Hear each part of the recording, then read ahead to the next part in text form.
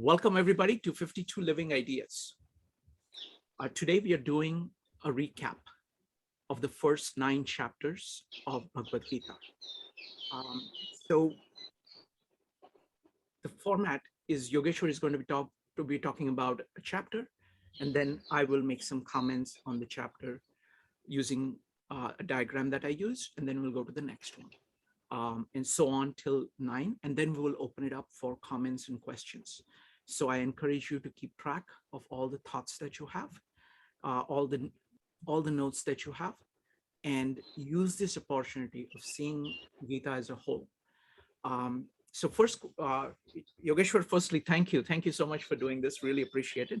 So first question for you is these first 9 chapters, if you look at them as a part of the 18 chapters, what are they? What do the first 9 chapters do? So the first 9 chapters, they slowly, even using what Arjuna knows, or any student should already know, it uses all those contexts. Like first, using words that maybe if you can understand using words, then you should just understand it in chapter 2. But Krishna, slowly by slowly, takes Arjuna on the journey. And when you see the whole of Gita, after chapter 9, because from chapter 2 up to chapter 9, explaining different topics, Sankhya, Yoga, Bhakti, all that. And then in just after chapter 9, chapter 10, chapter 11, Krishna reveals himself. So it's like before doing chapters up to 9, there is no base created.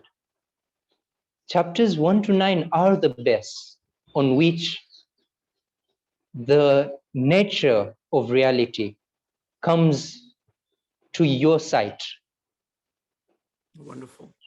And before having that base within you, whether it's the base of knowledge, the base of karma, the base of bhakti, even though reality reveals itself, you won't be able to see it. So that base is really important. Wonderful. All right, shall we, can you go ahead and talk about chapter 1? Yes. So chapter 1 of the Bhagavad Gita. Firstly, it's about Dhritarashtra asking a question to Sanjaya. And Dhritarashtra is asking about what are my sons doing and what are the sons of Pandu doing in such situation of war. Now, in here, Dhritarashtra is mainly asking for his sons. What are they doing? Because he's worried about them. And Sanjaya is now also going to take Dhritarashtra on the journey. He's not going to just say it in short summary. He's going to say each and every detail that happened. Each and every detail, including, like, just imagine like Sanjaya telling Dhritarashtra that maybe he would have told Dhritarashtra that Arjuna was not ready to fight, and then Krishna just pepped him up. So that was not all he said. He talked about each and every detail, what Krishna said, the questions Arjuna had, and that dialogue that they had in between. So that in that we see that how keen Sanjay was in making each and every detail so profound and bringing all the essence, bringing the whole war to Dhritarashtra as it happened. So mainly in chapter 1, there are these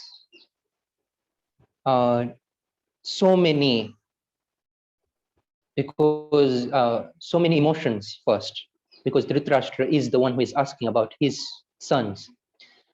And there is also this dialogue between Duryodhana and Drona, who is his teacher. And in that discussion, you realize that Duryodhana is very confident that we are going to win, because he has Bhishma on his side, he has Drona on his side, he has Karna on his side. So in that way, he tells Bhishma to go ahead with the first Shankhanad.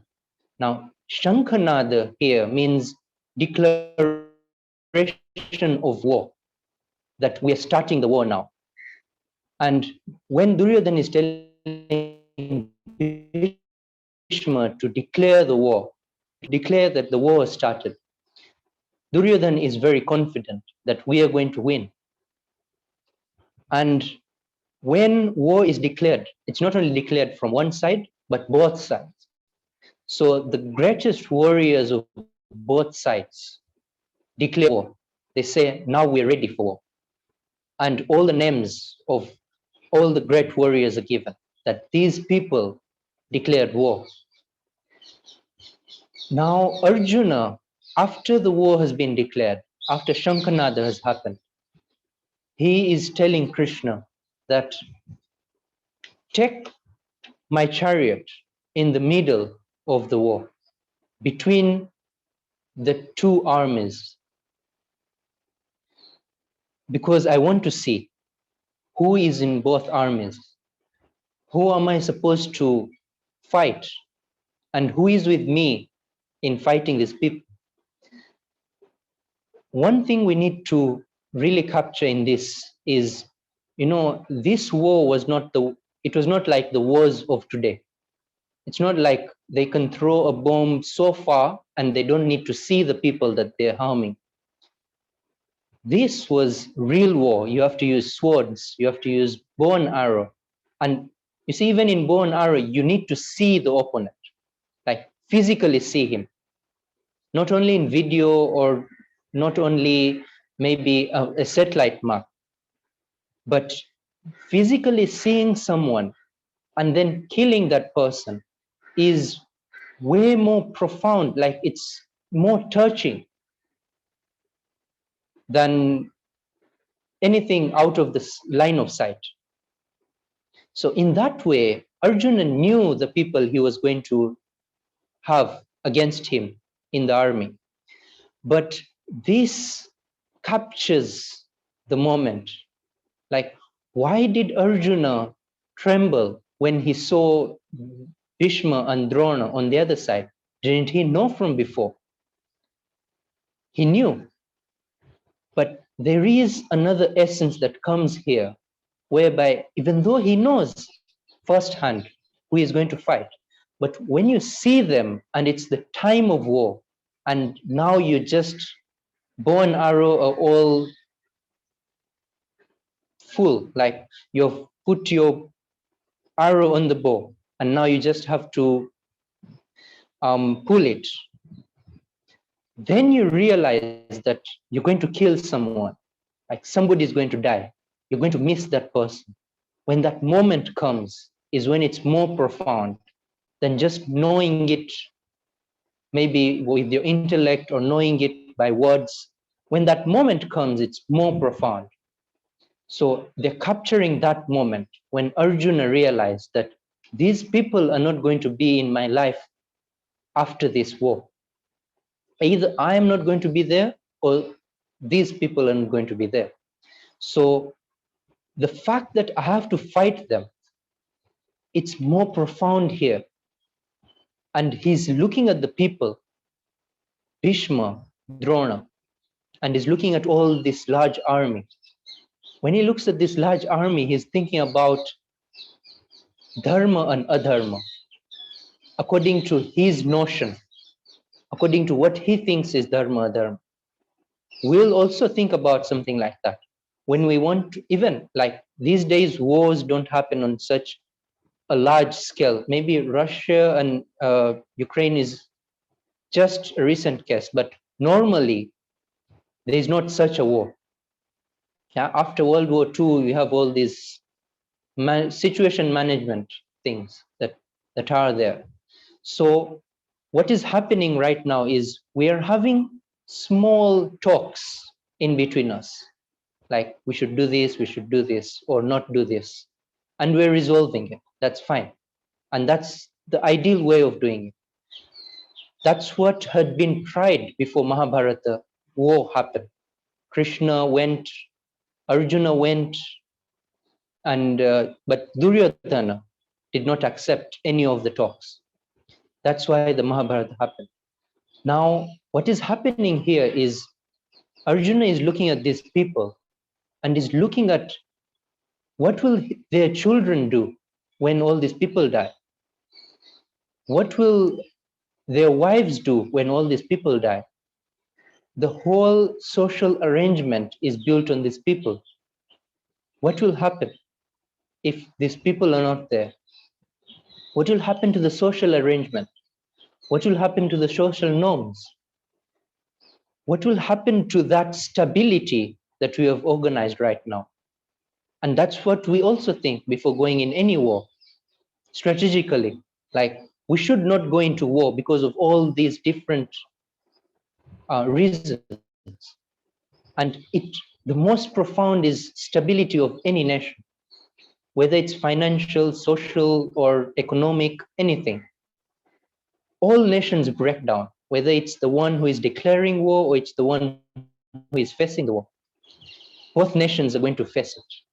So Arjuna is talking about this and is talking it out with Krishna, that what will happen if this war happens? All these people are at stake. All these nations are at stake. Even people who are not in the war right now, the people I can't see physically, are going to be affected by this war. So, is it reasonable to fight this war? Should we do it? And it's talking about all these different situations, because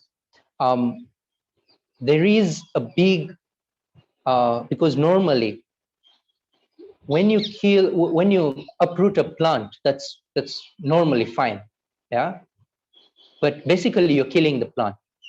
So that is in a human level, that is fine, like you can do it with not much attachment. When you're killing an animal, there is that sort of attachment that you have, yeah.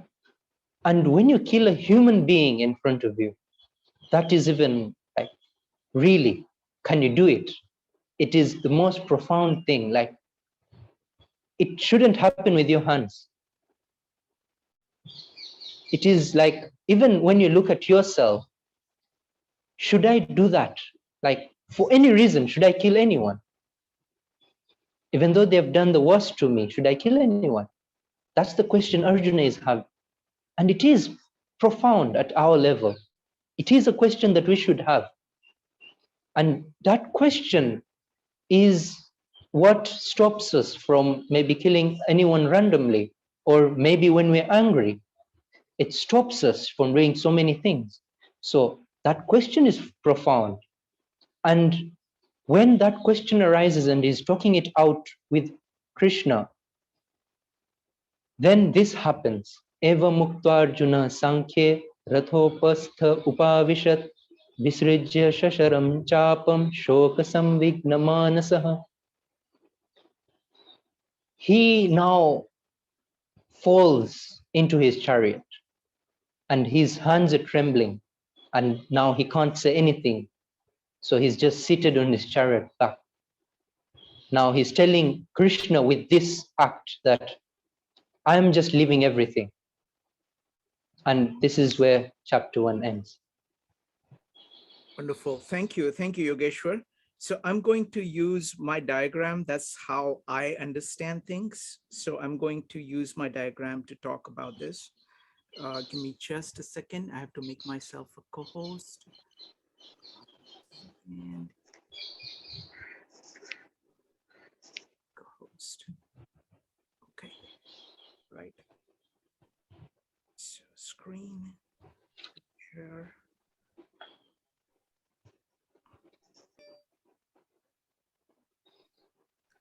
Okay. Right.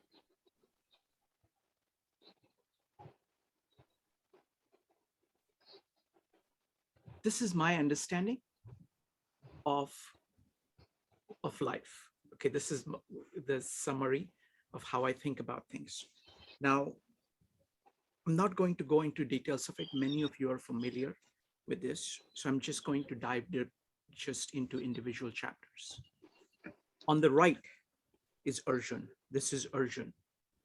Okay, let me go ahead and put it. So throughout this entire, this is Arjun and this is Krishna. This is your present self. This is your present self, and this is your future self or ideal. This is where you're aiming at. What is the state of Arjun? This chapter 1 is called Arjun Vishad Yoga. Firstly, you have to realize, you have to realize two things. One is that Arjun is a great man. He's the greatest of warriors. He's a very moral person. He's a very capable person. He is a force. He's he's a force in a society. He is one of the topmost people in this society.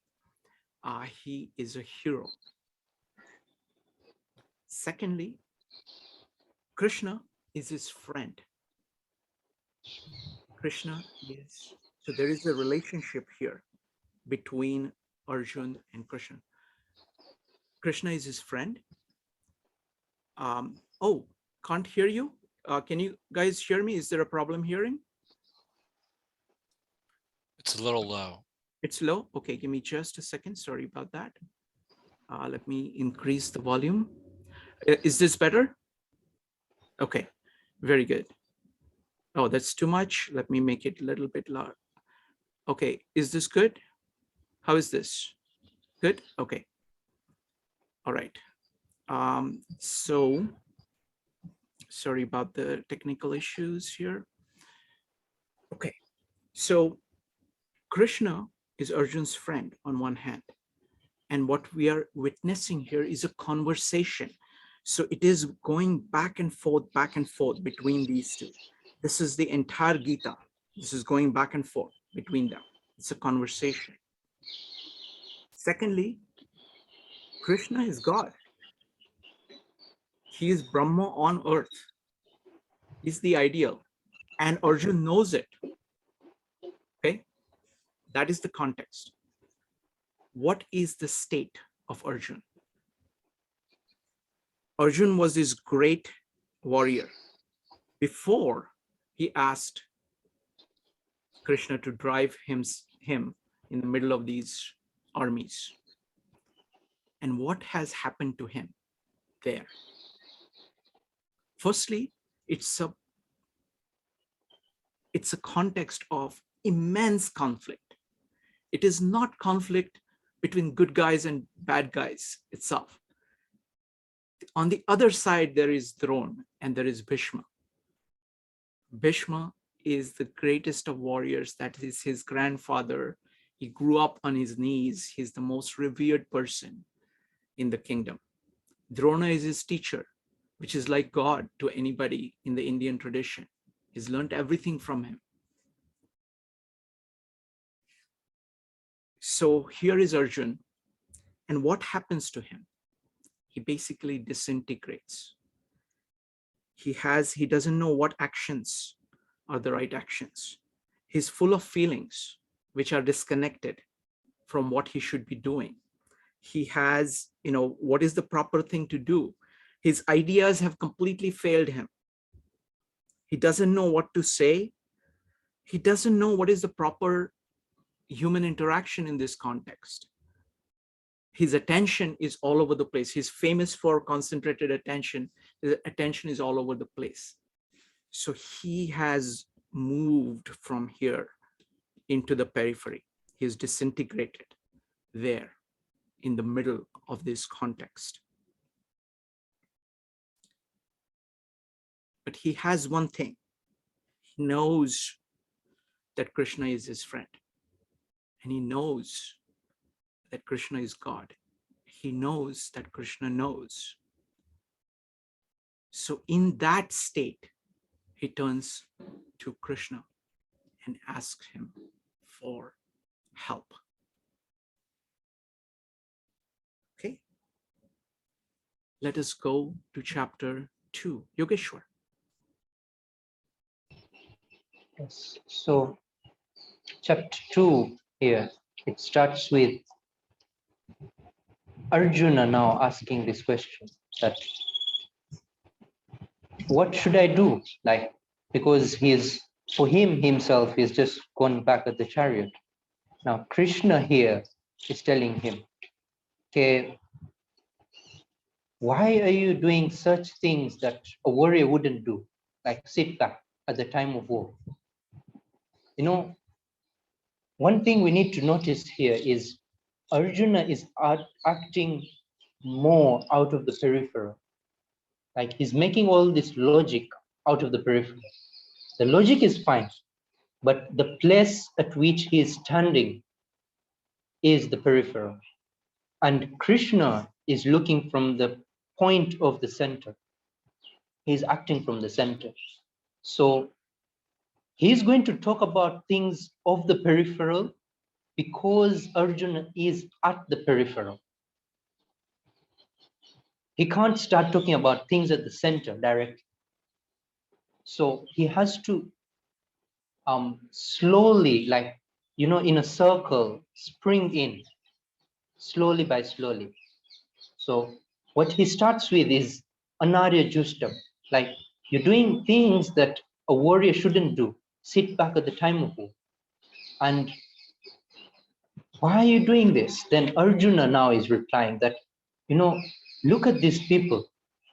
Not only what I told you before, like all these people are going to die, but my people, Bhishma, Drona, my teacher, who is Drona, and the person in whose laps I grew up, yeah, in whose direction I grew up, who is Bhishma, is in front of me.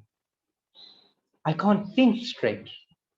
Like when these people are in front of me, and now you see, it's not just a case of maybe I'll just do something with the army and I don't have to touch them, I don't have to kill them, but in this war, I have to kill them. So I am thinking about this and I can't think straight because of these reasons. I have this emotional touch with them. And that's my reason for sitting back. Now, Krishna is telling him now about the center directly. He's talked about the peripheral, that why are you doing this? And Arjuna has talked about the peripheral, his emotions and his reasons why he's doing this.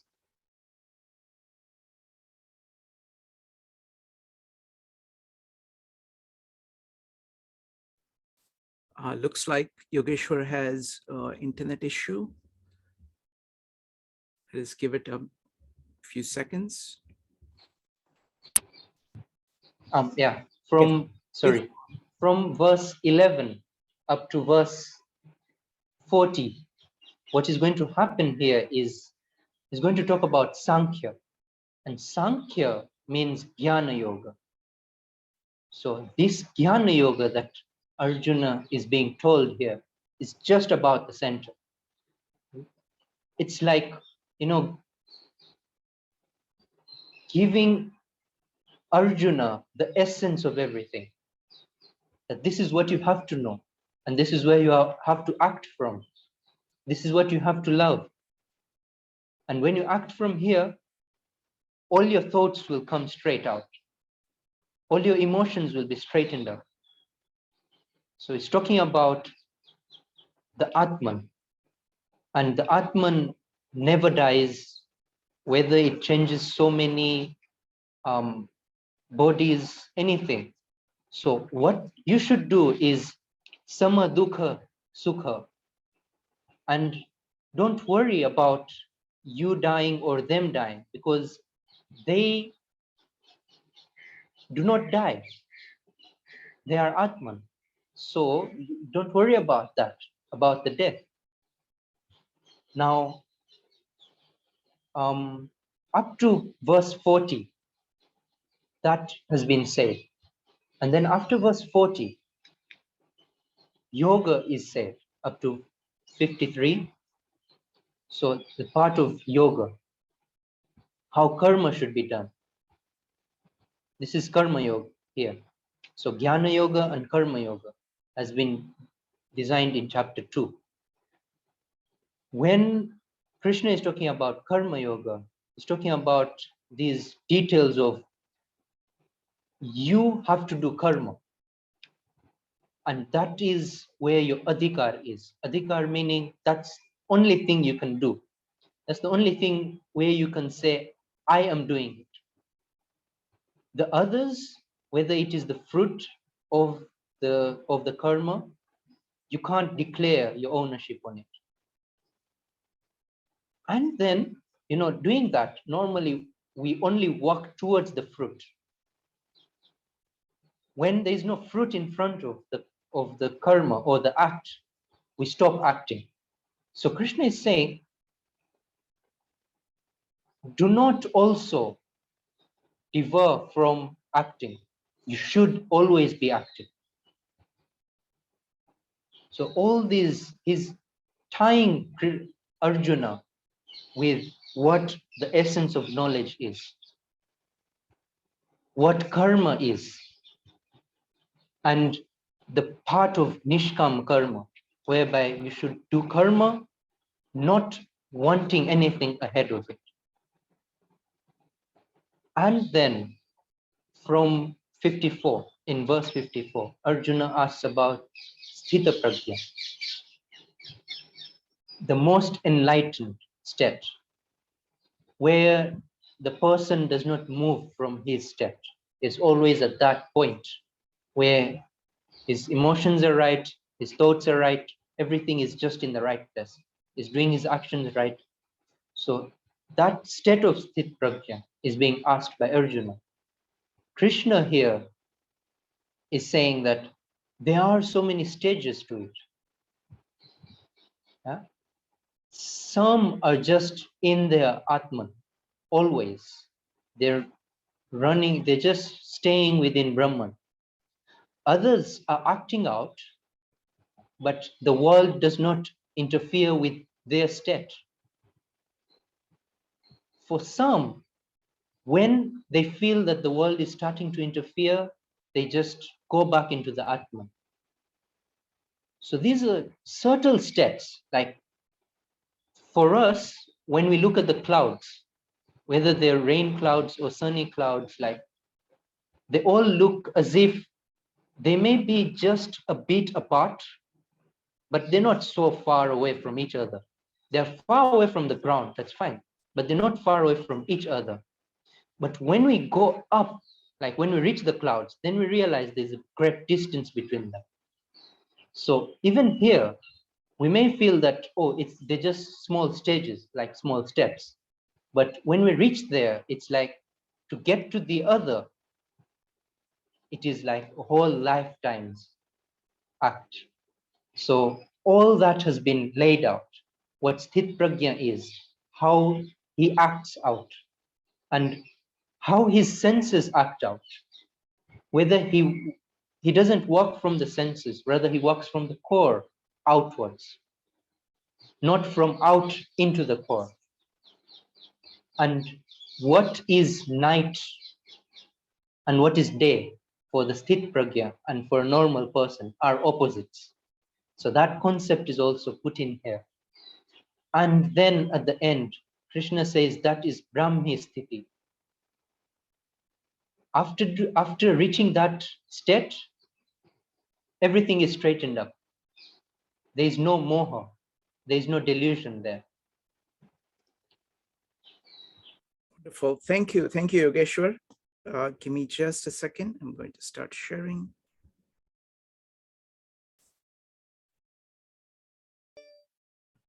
I'm going to make 5 points. The first point is about Sankhya or Jnana Yoga. So this is about understanding. The most important thing to understand about Jnana Yoga in the Indian tradition is that it is Jnana of your own core. It is not about Jnana of the external world. Like in the Western context, knowledge is always thought about knowledge of these. Here we're talking about self-knowledge, the core of your being, the universal principles that is basing, that is shaping everything. So initially, Krishna is talking about Jnana Yoga. Then he's talking about Karma Yoga. Karma Yoga is about action. And he's relating though.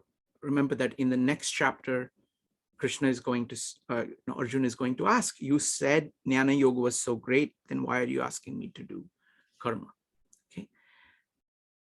Now, the third point is about virtue and value. Everything inside this is virtue.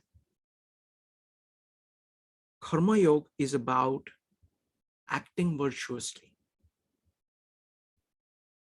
There are results of those actions outside. And if you get attached to the results and do not get focused and lose focus on virtue, then you're lost. So values are here outside and virtue is here. Values are consequences of virtues. But if you get attached to the values, try to hold on to the products of virtue and do not practice virtue as a result of it, you lose. So that's the second point about non-attachment to the fruits. Third point. Fourth point is that of Sthita Prajna. The first time I encountered this context, I said, this is it. See, this is the beauty of chapter 2, that it's actually giving you an overview of the whole. Being Sthita Prajna, that means kind of standing at the center and acting from and to the center. So you're acting like this, but you never lose your place in the center.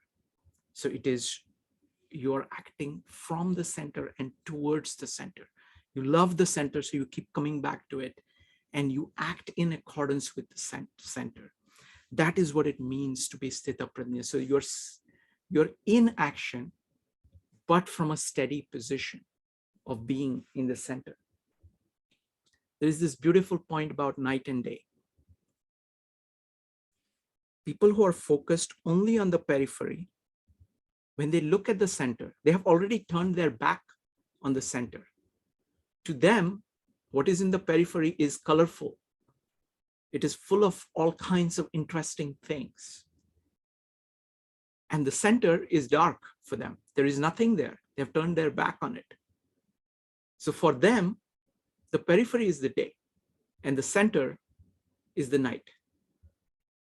For a person who is Sthita Prajna, who is standing here, for them, standing at the center is the day.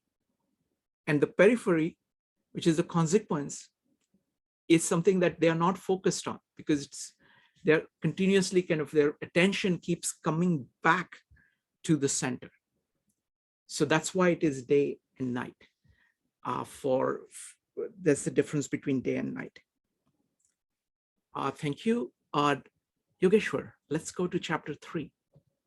Folks, what we are going to do is that once we come up to chapter 9, we're going to open it up so that everybody can talk about their observations about this entire process, entire section from 1 to 9, or any part of it. Go ahead, Yogeshwar. So in the third chapter, because Krishna has talked about the center, and when you're using words, you have to use words that the person in front of you understands. So Arjuna has understood what he can. And now you see there is that deviation whereby Krishna is talking from the center and Arjuna is listening from the peripheral. So he's understanding the peripheral. And if you look at jnana and karma from the peripheral, they will look like east and west. But when Krishna is talking about them from the center, they are just one and the same thing. So Arjuna has this question. You're talking about jnana, which is the most relevant thing. Then what I should be doing is just go into the forest and start meditating or start contemplating on Brahma. That's what I see you're telling me. Then why should I be in this war? Like, why should I fight it? Now, Krishna takes him through the path now, slowly by slowly. So the context has been put forward in chapter 2, whether it is Jnana Yoga or Karma Yoga. What is going to happen in 3 to 6, all through. The context is going to be said in different words, in different metaphors, using different ways, yeah? Using different turnarounds for Arjuna to understand it. So now this was the summary. Now we're going to get into the detailed part, whereby the journey is starting now. And Krishna is telling Arjuna that the way you've understood karma then is wrong. Yeah? Because you can't stay without karma. Like, even breathing is a karma, even sitting is a karma. That's action. That's something you're doing. So when you're thinking about running away from karma, that is not karma. When karma comes, you do it. So what happens normally is why we are doing something, normally we give a reason to it. But deep inside us, there is that reason that we're running away from something. That's why we're doing this. Right? We don't want to think about who we are.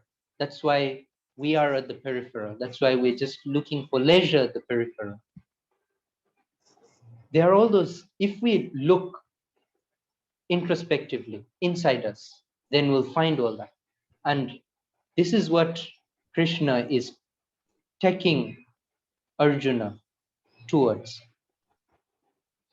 That karma always had to be done from the start. And that is the essence of yajna. Yajna meaning any karma that takes you towards Brahman. Whether it is the yajna that we know, sacrificial in front of a fire, and then even though it is that type of yajna, that is japa yajna, or it is that type of yajna that is jnana yajna, all that, just like, even when you think about a thought, it is karma, because we're doing something, we're thinking. Any action, basically anything we can put in the context of a verb, that is action, that is karma. So there is no way of running away from karma. You always have to be doing karma. And karma has come from Brahman. It's not something you're just supposed to do. It's something that is supposed to come from Brahman. The concept of be at the core and then act from the core. When you act from the core, even though you're acting with the peripheral, with the material things, it will be the right action. That's what you're supposed to do. Why karma should be done? One thing is, there's no reason for doing karma. It's just supposed to be done. But now, since we are at the peripheral, we are at these different dimensions of life, we need these reasons. We need this logic that karma should be done. These are the reasons. The first and foremost reason is because action comes from Brahman. So it's just an automatic thing. Now, Krishna has realized that Arjuna cannot just stand at the core right now and act from there. So he's giving different explanations according to the peripheral. One is that people who are looking up to you, because Arjuna is a great warrior, is the greatest. And even as a person, he is great. Not just as a warrior, but even just as a person, he is great. So people are looking at you. When they see that you're running away from karma, they will also run away from their karma. So look at that. What if I run away from my karma? Krishna is saying. What would you do? You'd also say, oh, Krishna is running away, I should also run away. So that's not the ideal thing. When situations come, face them. Don't run away from situations. Don't think that, oh, because I will just do jnana yoga, I'll just be able to run away from any situation. You should just face each and every situation that comes upon you. And this is what life is. Jnana with karma, with bhakti, everything intermingled into one. Now, after this is explained, Arjuna is realizing that karma comes from the ultimate. And then Arjuna has this question, then why do people do this papa? Why do people go into wrong actions? If everything is coming from Brahman, if everyone is acting from the core and all action is coming from the core, then why this? And then Krishna points out that these filters that you put upon the Brahman, the curtains that are not allowing you to see the ultimate, those curtains, kama esha, krodha esha.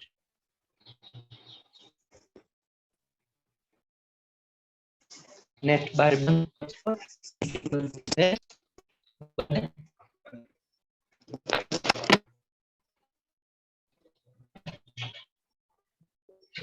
Yogeshwar, there is some problem with your audio.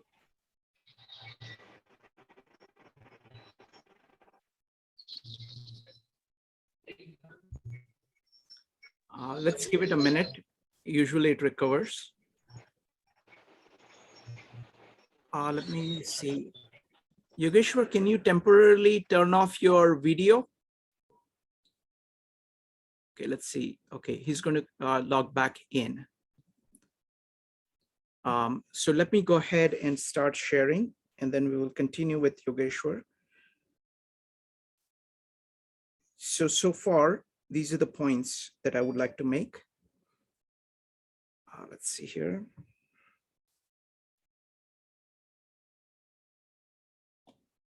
Okay.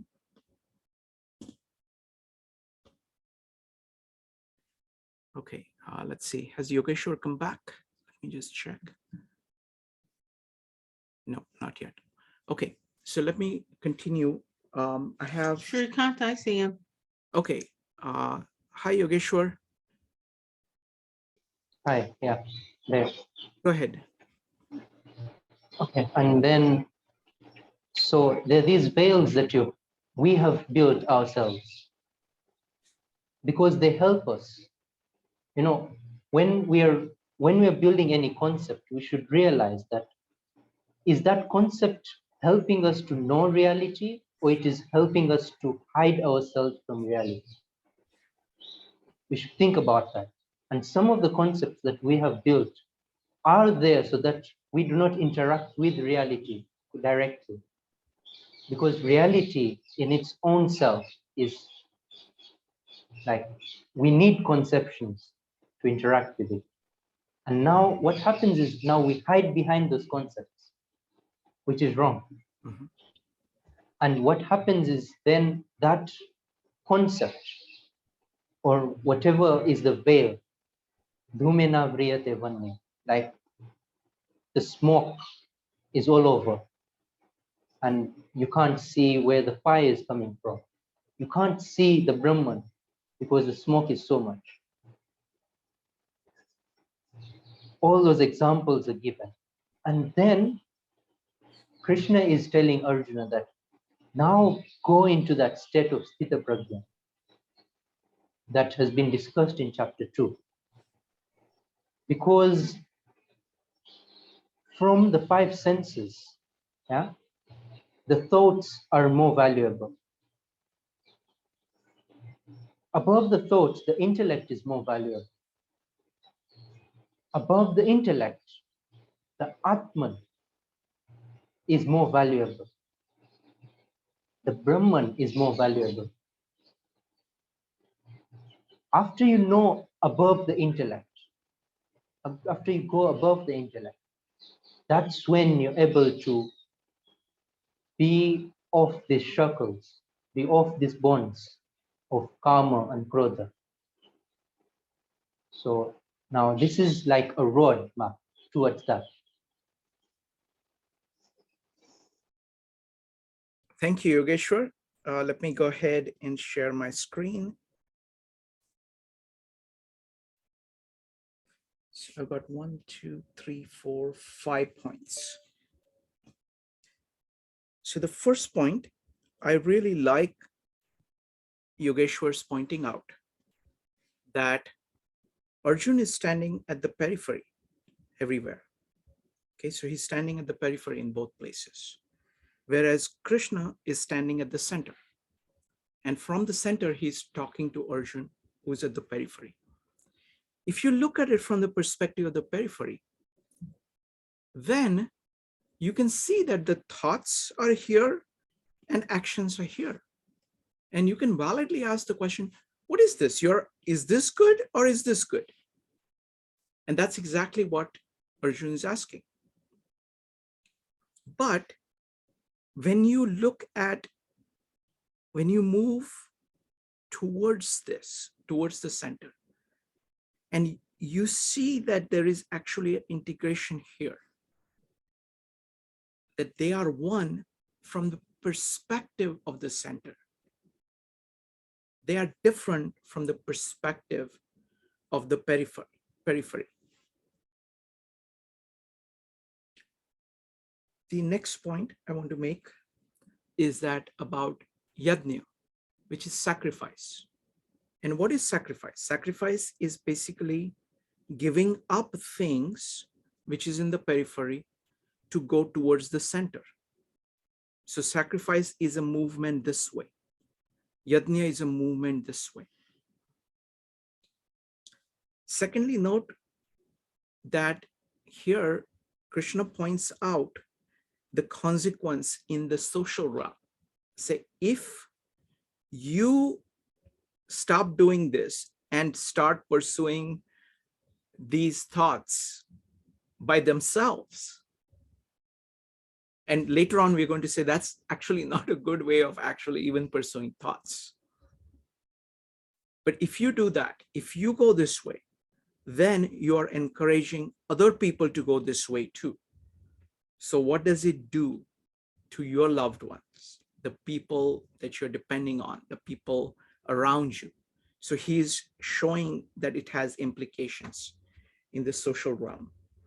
The last point I want to make is the point that Yogeshwar made, is that some ideas, we're talking about thoughts here, some ideas point us towards the center. The purpose of them is to say, what is the center? You're asking, what is it? What is it? Who am I? Who am I? And you're using thought that way. But there is another way of using thoughts, and that is rationalization of just justifying whatever it is that you have. So those thoughts are actually taking you away. It is hiding the center from you. And their purpose is to do that. So thoughts are of those two kinds. Okay, let's go to the next chapter. Yogeshwar. And now Krishna is telling Arjuna that this is not something new that I'm telling you, whether it is Jnana Yoga or Karma Yoga. It has been told over the years, over the centuries. It is something that is coming from the start. It's not something new. And now Arjuna is having these questions that I only know you from now. Like, you've just been born now and you're my friend. How could you be there from maybe the start? Yeah. So with this, you realize that when chapter 2 is being said, like when all those concepts of jnana yoga is being said, Arjuna is paying as much attention as he can from the peripheral. But getting the concepts of the core, you have to be at the core. That's all this. Now, when you're at the peripheral, you get the words that yes, the Atman doesn't die, goes from body to body, changes in reincarnations, all that. But you still have these questions because you've not experienced it yourself. And Krishna is telling Arjuna that that's not a problem because I have been there from before. Even you have been there from before. And we have had so many births. The essence of reality is not fading away anytime. If you go into that realm of the core, of the center, then you realize that there is no birth and death. There is no going and coming. It's always here. When we're thinking from the peripheral, from the bodily perspective, then that situation comes that there's coming and going, there's birth and death. That is what is being described in this chapter. And then Krishna goes on that what is karma? You know, it is a very deep concept to realize that even the most knowledgeable they do not know what karma is, what akarma is. So you should be knowing what karma is, what vikarma is, what akarma is.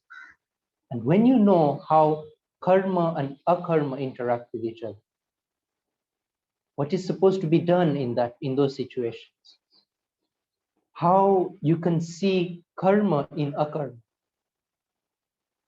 and akarma in karma.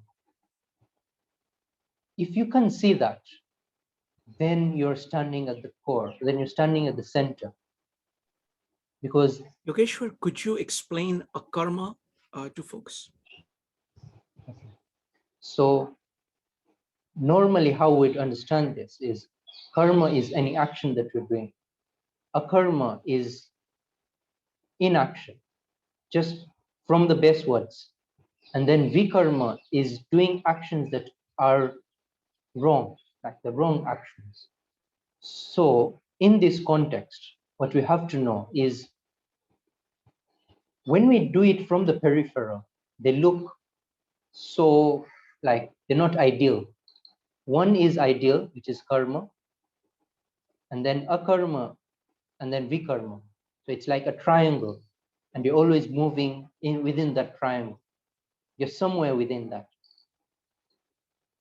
When you act from the center, then you realize that somebody may be seated according to a common man. Somebody may be seated, but if he is contemplating upon Brahma, then he is doing the right karma. Somebody may be walking. He may be doing all these jobs like Krishna is may be in the middle of a walk. But if he is contemplating upon Brahman, then that karma that he's doing, it won't affect him. That is the akarma that he's doing. That is the inaction, because he's always in Brahman. And when you're at the center, you realize that what vikarma is not acting from the center.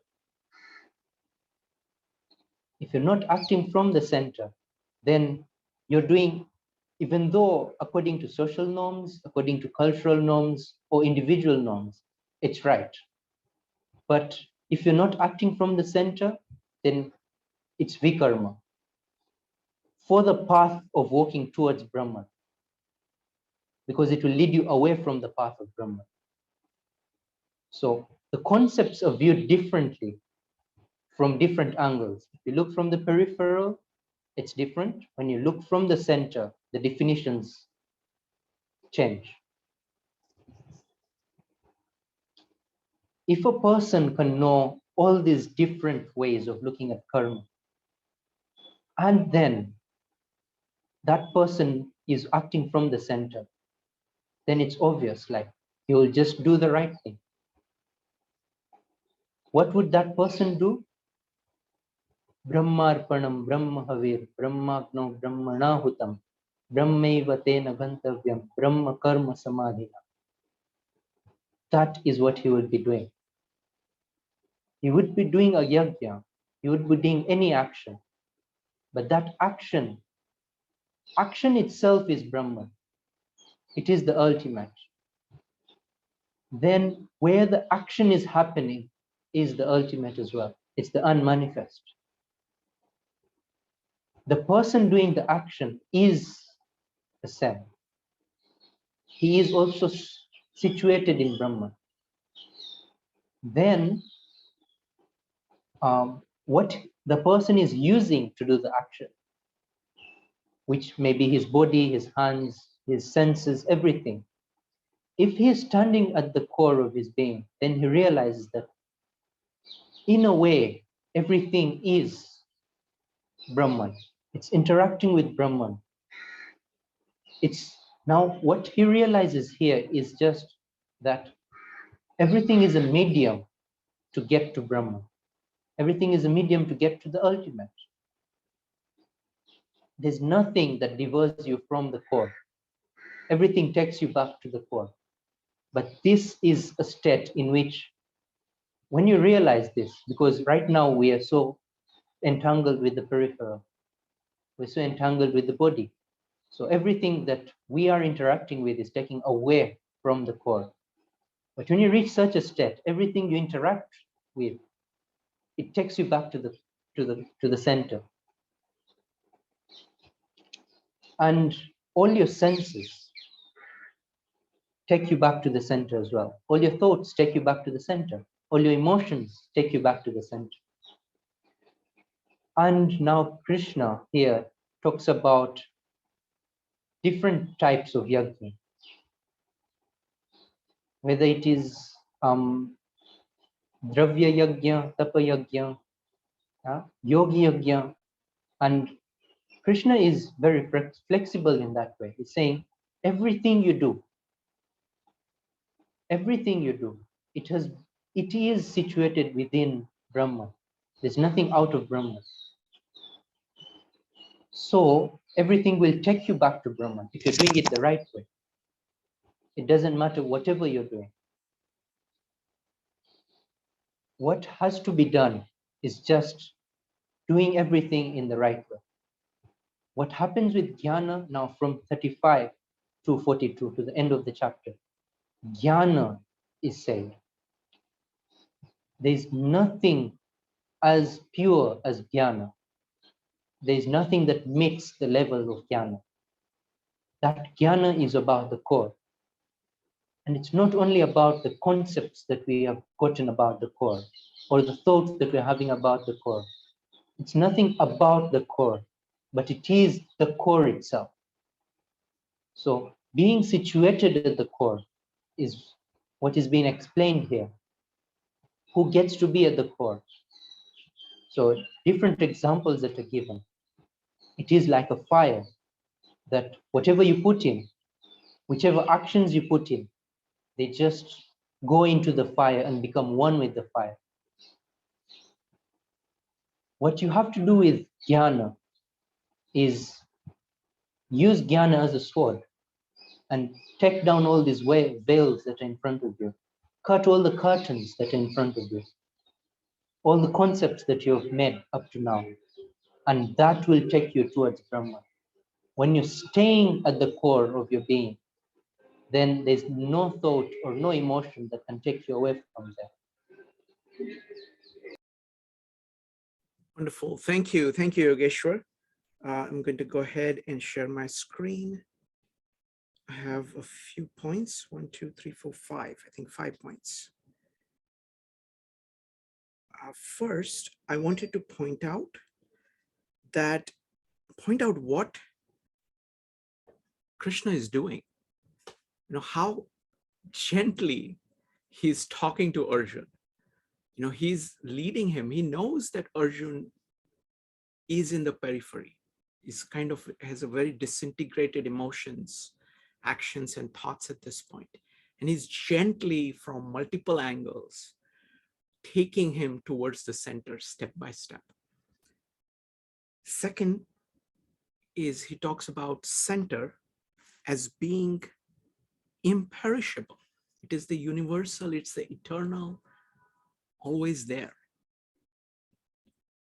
Third point, the way I see the karma, akarma, and vikarma is that karma is your movement towards the center, this back and forth movement towards the center. Vikarma is when you're doing this, where you're acting, but you're acting towards the periphery. You're not moving towards the center. And akarma is this point here, right at the center. It's like all action is coming from there and going to there, but it is the steady center. So it is acting without acting. It is the Wu Wei in Tao Te Ching, is what is being talked about here. Krishna talks about multiple paths, the path of knowledge, the path of action. He's going to soon talk about path of love. He's going to talk about the path of concentration. This is the 4 yogas.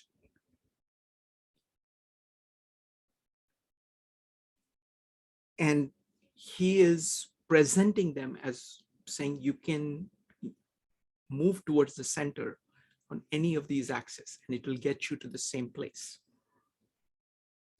The last one is, I very much like the analogy of the fire. We talked about the sun. It's like basically all of it kind of goes towards it and gets mixed up in that white heat. So at the center, everything comes together in this kind of intensity of being. So I think the sun or fire captures the feeling of it. Here it is cold. Here it is separated out. Things are just individual here. Whereas here, everything kind of comes together in all dimensions, causing that heat. All right, let's go to the next chapter. This is chapter 5, Yogeshwar.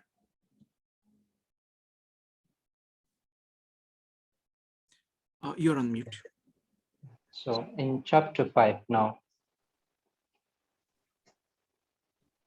even us, ourselves, we realize that we're not acting from the core. Like we're making decisions from the peripheral. So Arjuna is realizing this, that I'm still not getting what you're saying, Krishna. Help me get to it. And what you realize with these questions is, even though some questions may be repetitive, but they are asked from a different state of being. Arjuna is at one state of being at one time when he's asking a question in chapter 3. When he's asking the same question in chapter 5, because he's at another level of being, he's closer towards Brahman. The essence of the question turns now. It's like, different people can ask the same question, but they mean different things. Here it is the same person, but he's moving his states up, state of being up. So when that happens, the tone of the question, the meaning of the question essentially changes here. It's not the same as it was before. Here Arjuna is now asking that, okay, now I've known about jnana yoga, karma yoga, and now you're telling me what I've understood about this is jnana yoga is supposed to be done. Karma yoga is also supposed to be done. That's fine. What if I can do it by the perspective of sannyasa, by the perspective of going to the forest? And right now I can see that is what I feel is right. Yeah. So now tell me what is right. Should I do sannyasa yoga or should I do jnana yoga, like karma yoga? Now sannyasa here means jnana yoga, pursuing jnana only.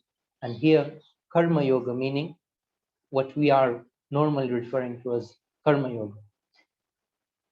Now here Arjuna is asking for a path.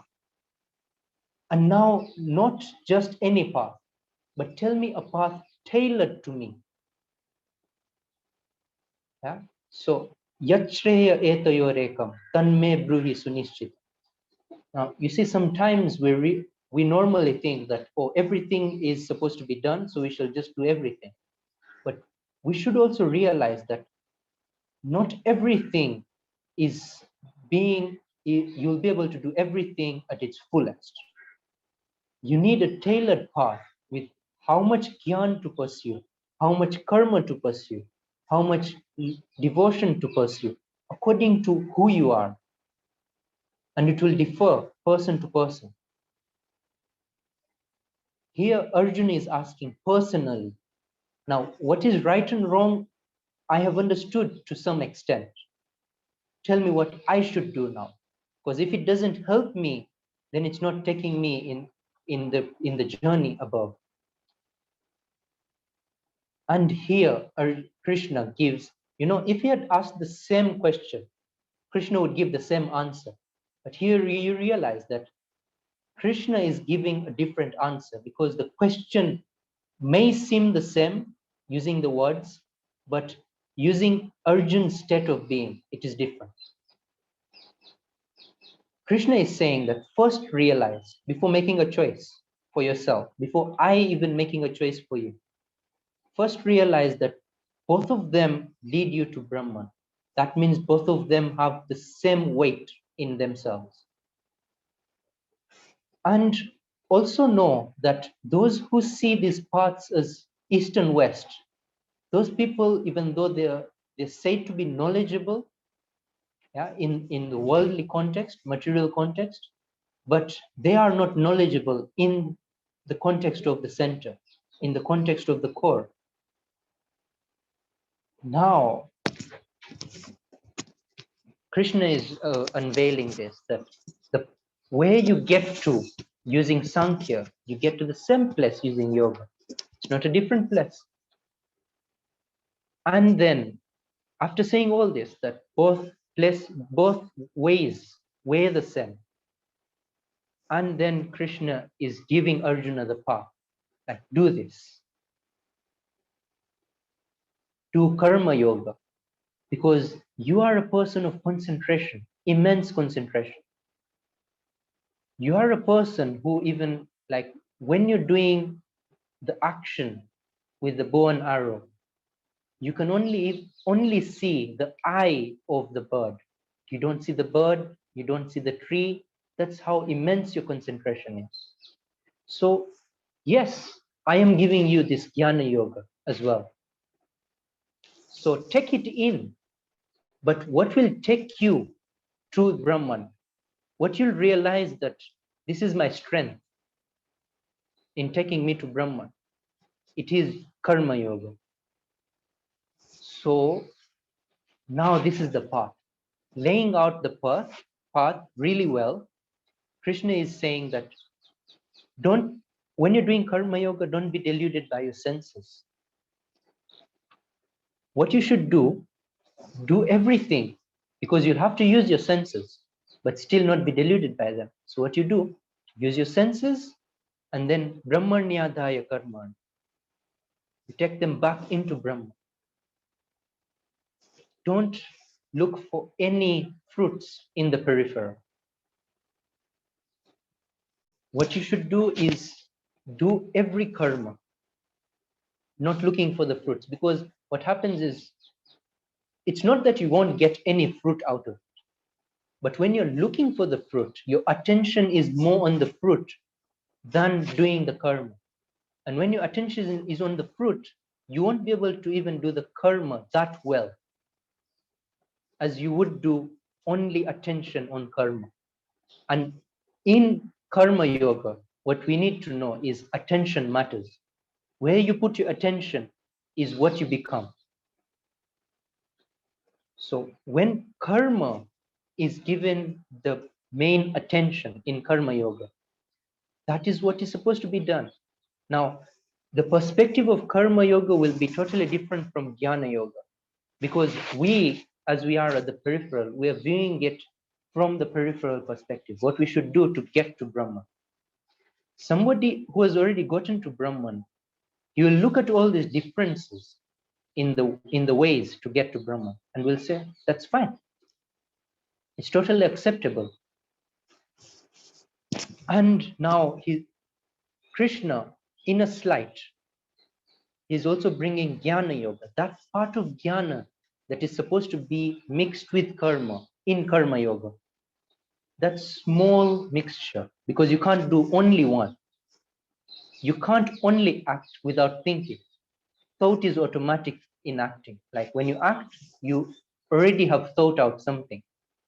And there's also an emotion attached to it. You can't just do everything in the world. You do something particular because you have some devotion to it. You have some emotion attached to it. So all that is there. It is fundamentally there. Be aware of it and use it to get to Brahma. Because everything is intermingled within each other. That's how it works.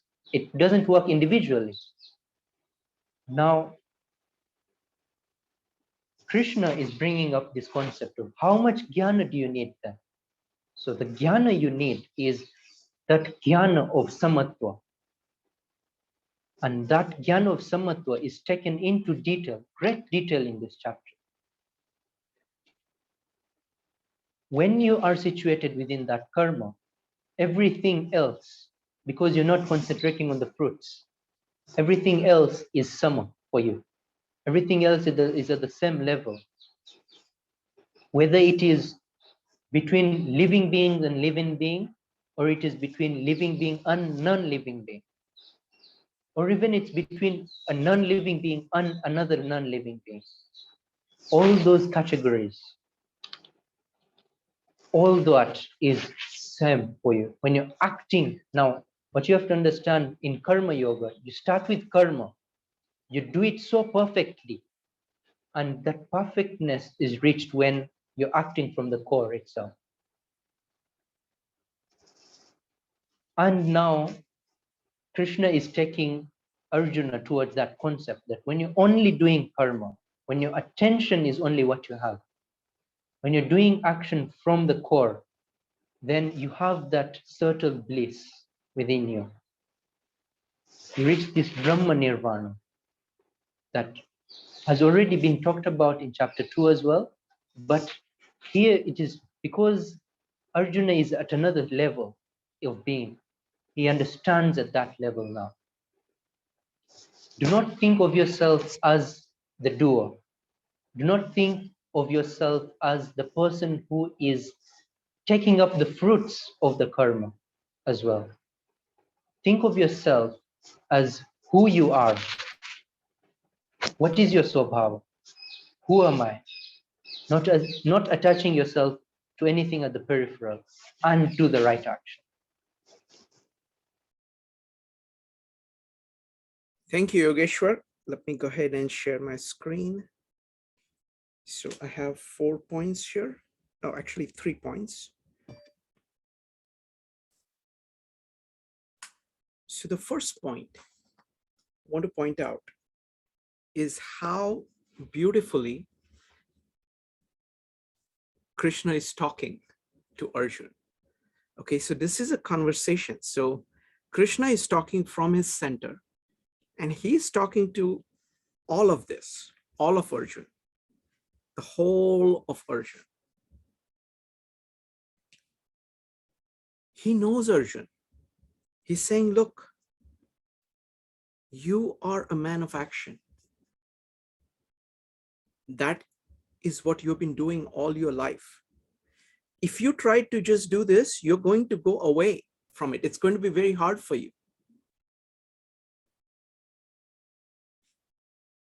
Second, he is gently moving Arjun towards the center everywhere.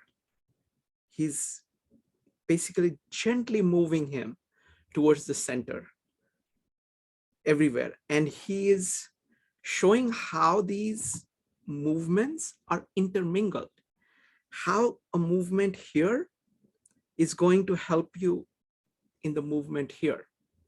Because if you look at what the gist of what Arjuna is saying, oh, why don't I just do this? Sannyas means I will stop doing this and I will just do this. And what he's saying is that, what Krishna is saying is that if you do that, then you're going to, that's a very hard path for you.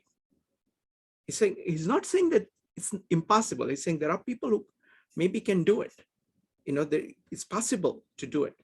But for you, this is a much surer way because you're going back and forth between karma and knowledge. And then there is this concept of samatva.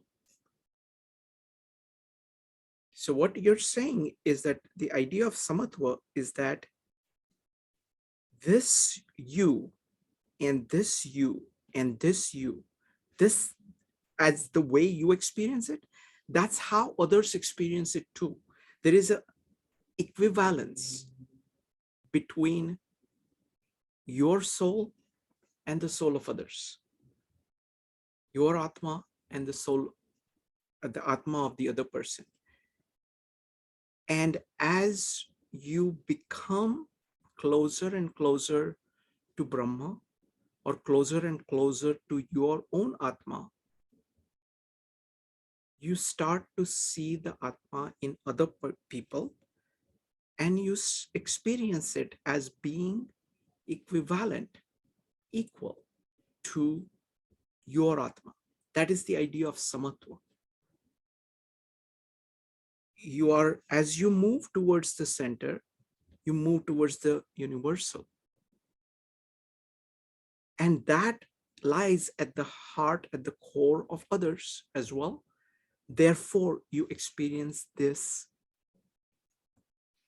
experience of samatva or equality.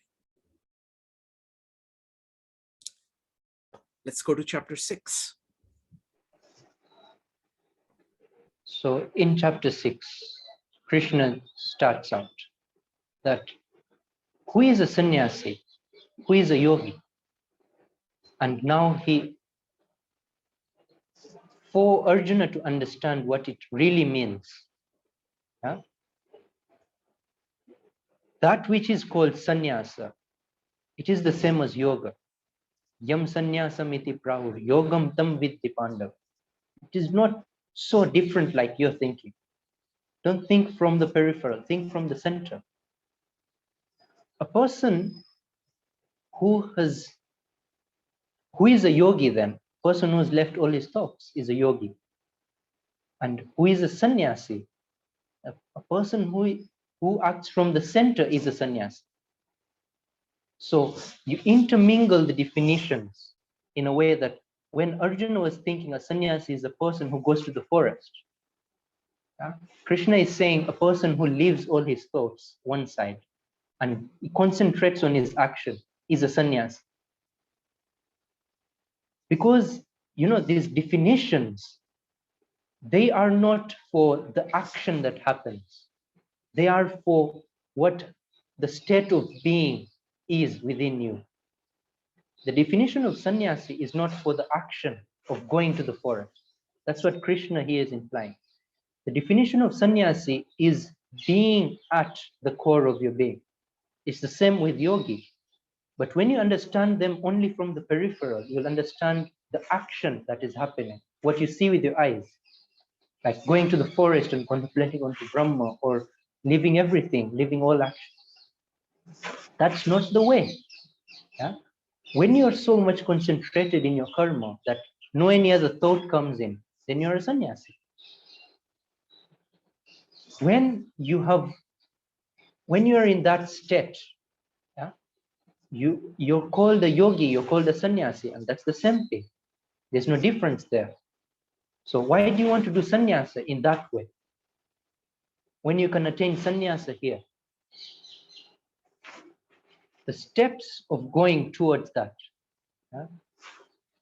all the steps are now going to be laid out in Dhyana Yoga as well. So another perspective of yoga, getting into a clean place and then making that concentration, having that real concentration of mind. So all these things that are needed, a posture that you've always been in and is very comfortable for you. Then even in a place, normally if we talk about places, there's so many places that our mind would just run into thoughts. And there's so many other places whereby all thoughts just go in, they just go somewhere. You don't know where they go, but they just fade out. And those places are what you have to be in. When you're in those places, when you're in such situations, then you can get your mind concentrated into one place. When your mind is concentrated in one place, you sit in one place, keep your neck upright, your back upright, and then you're concentrating between your eyebrows, nasikagram, so on. What will happen then? All concentration just in one place.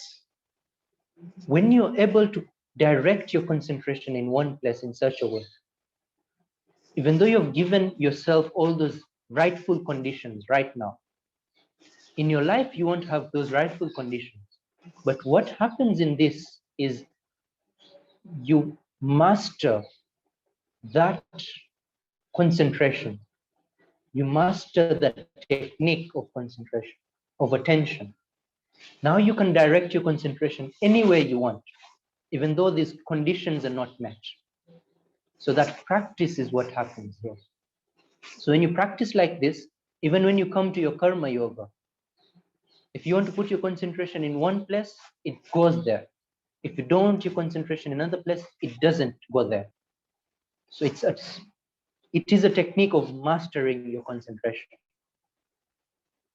for a person who is doing karma yoga. And that's why Krishna has not gone into much detail in that position, because he realizes Arjuna has asked for a path for himself. And for him, this is okay. This much of Dhyana Yoga is okay. It's enough. And now he can go on to his Karma Yoga. When will this happen? And Krishna gives an example that think of a candle, the flame of a candle. There is no wind on any side of it. It's just in such a place. Air is there because it needs the oxygen to burn, but there's no wind. It's situated in that corner of the house. What happens there is that flame it's like as if there are no two flames. It's just one flame continuously burning. There's no up and down, there's no sideways, and that is what happens to your chitta, to your antakarana, when you're in that state of dhyana.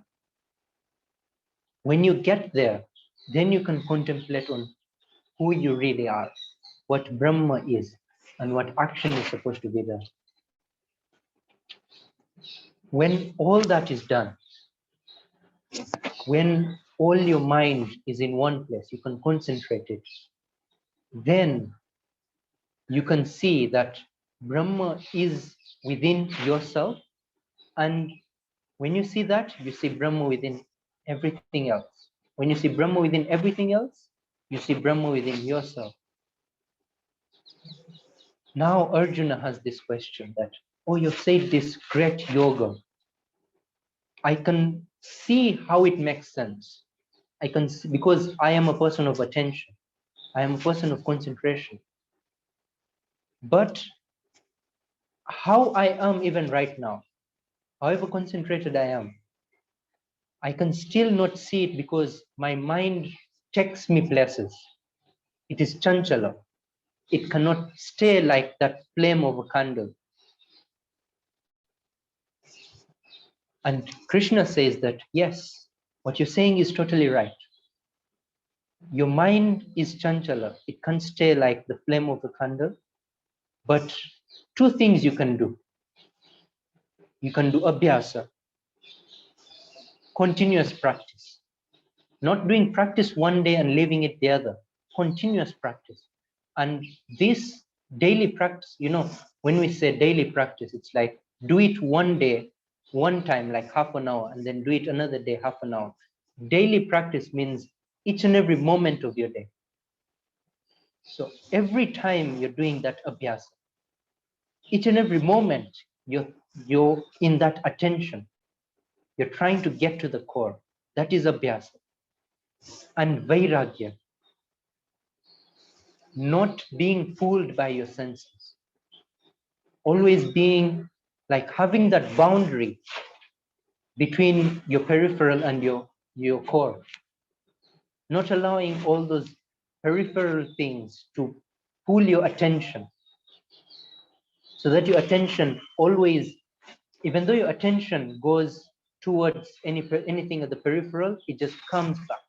Because vairagya is that, like gum, it always sticks somewhere. So vairagya is that doesn't allow that gum to stick anywhere. It just brings it back to its core. It's like throwing a stone into the sky and it just falls back to its rightful place. That is vairagya.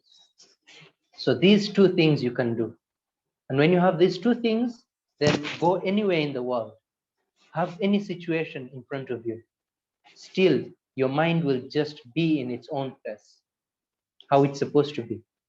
Now Arjuna also has this question that you've told me all these nice things. What if while doing them, I do not reach where I'm supposed to reach, the end, the goal?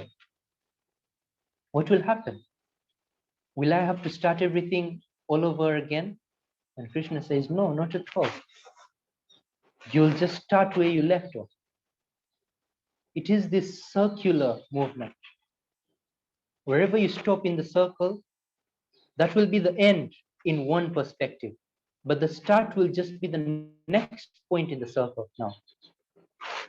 In another perspective, there is no start and end. It's just a circle, continuous. So you just move inward using that circle. So there's no problem with that. And what I can see is what you should do, according to you, according to your perspective.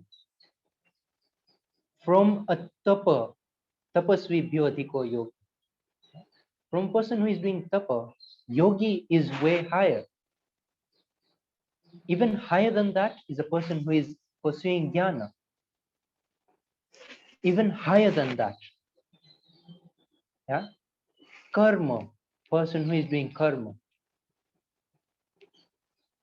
Now you should be that yogi. Yeah? What is doing all that now? Krishna is saying in the last verse that doing all that, the best is a person who can stay within the core. Yoginam api sarvesham madghatena antaratmana. I am at the core of his being, meaning I am the ultimate. So when you get to the ultimate, that is the best thing you can do. Whatever you do at the peripheral, whichever way you use, I am just pointing out this up and down in the ways because I'm looking at you, I'm communicating to you, and I have to tell you what is good for you. So even better than that way is just staying at the core, staying where you're supposed to be.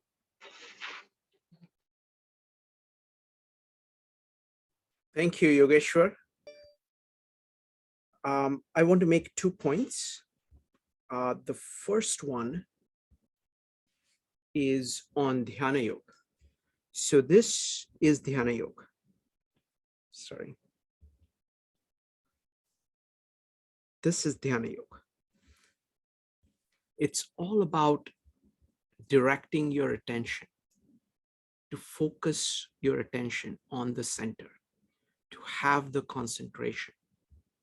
This is a huge part of Indian thought. In some ways, this is barely touched upon in Gita. But Patanjali's Yoga Sutra, for example, is all about this. Meditation comes from this yoga. This is the core of meditation. So this is a humongous topic, and we, in Bhagavad Gita, we just get started. So when Naneshwar does his commentary on it, this part he expands dramatically because he thinks that you need to incorporate it more into this. Krishna is designing this for Arjuna, who is a man of action, who also is famous for his ability to concentrate. So he is a master at this already. Okay, but this Dhyana Yoga or Raja Yoga is a humongous part of Indian thought. And in some ways, we have not, we're just beginning on it in our study of Gita. At some point, I would love to do the Yoga Sutra by, Patanjali to follow up on this. The second point, which is a minor point, this is a humongous point. The second point, relatively minor, but it's a core part of Indian thought, is that you move in a spiral. You move in a circular movement, and you are where you are. Suppose you are here. There is no shame. There is no, you shouldn't feel bad. All the work that you did to go from here to here is yours. And you are in a better situation as a result of it. Similarly, when you retrogress and you're here, you suffer from that. So, but at the same time, you have the capacity of moving. So your capacity of movement remains. So it is a cyclical notion. And that is profoundly true about nature of life. If you live well, the next day you're going to be better off in every dimension. And so there is that idea of cycles, which is very fundamental. Okay, let's go to chapter number. So we're going to cover chapter 7, 8, and 9, and then we will. The first thing I'm going to ask everybody is, what did you get from this overview of the base of Gita? Yogeshwar. So in chapter 7, you realize that the topic is now changing from Jnana Yoga and Karma Yoga. This is something totally different now. What Krishna is now going to talk about is how everything within the context of the center works at the peripheral, how everything evolves from the center. And when you look at that, how everything comes from the unmanifest to the manifest, whether you look at it from the perspective of yourself, basically, even each and every thought that comes within you, look for the origin of the thought, not in the peripheral, like who told me that thought or whatever, but where did that thought come in at this moment? Like, what's the origin of that thought? Is it the mind? And then you get to the mind, and then you see that there's still something beyond it. Like, how there's that something beyond is what Krishna is pointing towards. Like, why at this time did the thought come?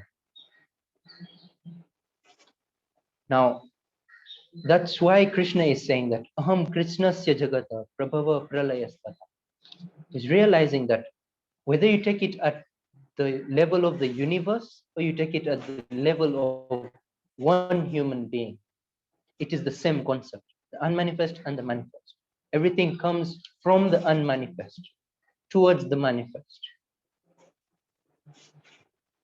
Where you can see the unmanifest, Krishna just points out very little here, that where can you see the unmanifest? It's Raso Hamapsu Konteya Prabhasmi Shashi Suryayo. You can see it in the light of the sun and the moon, which is going to be very much described in chapter 10. And as I had told you before, is that chapter 2 is like a summary from 3 to 6. And chapter 7 is the summary, like from 8 to 12. Everything that is going to be said from 8 to 12, it has already been said in chapter 7. So you can map out each and every thing that is going to be said in 8 to 12 onto chapter 7, and you'll find it. So Krishna is giving a summary here of what the core means and how everything evolves from the core to the peripheral, from the unmanifest to the manifest. And then he goes on to say, who are those people who get to the core? They are not those people who do the wrong actions. They are not those people who are always making, even though they are in the thoughts, but they're making concepts to run away from the core so that they do not have to face the core. Not such people reach me. Who reaches me? Then Artho Jigyansurarthati Jnani Cha Bharatarsha. Those 4 types of people reach me. And I had pointed out, normally looking from the peripheral, these 4 would mean different things. And when you look from the center, Artha is that person who like wants to get to the center. Yeah, he is like having all these disturbances from the peripheral. Like Arjuna asked, how should I can see that you're saying the truth. The mind is not conquerable, but how should I conquer it? Now, when you have such questions, like, yes, I know you're saying the truth, but how should I get to the center? So that's Artha, whereby you can't live without the center. It's just pulling you towards it. And then Jigyasu is a person who is wanting to know the whereabouts of it, the core. He's wanting to know the whereabouts, how to get to it, which perspectives I can take. He learns about all of them. Now, there's difference between Artha and Jigyasu, whereby, Artha is running away from the disturbances that's going from the core. Jigyasu doesn't have such disturbances, but he just wants to know about the core. And then Artharthi, he's been told so many good things about the core.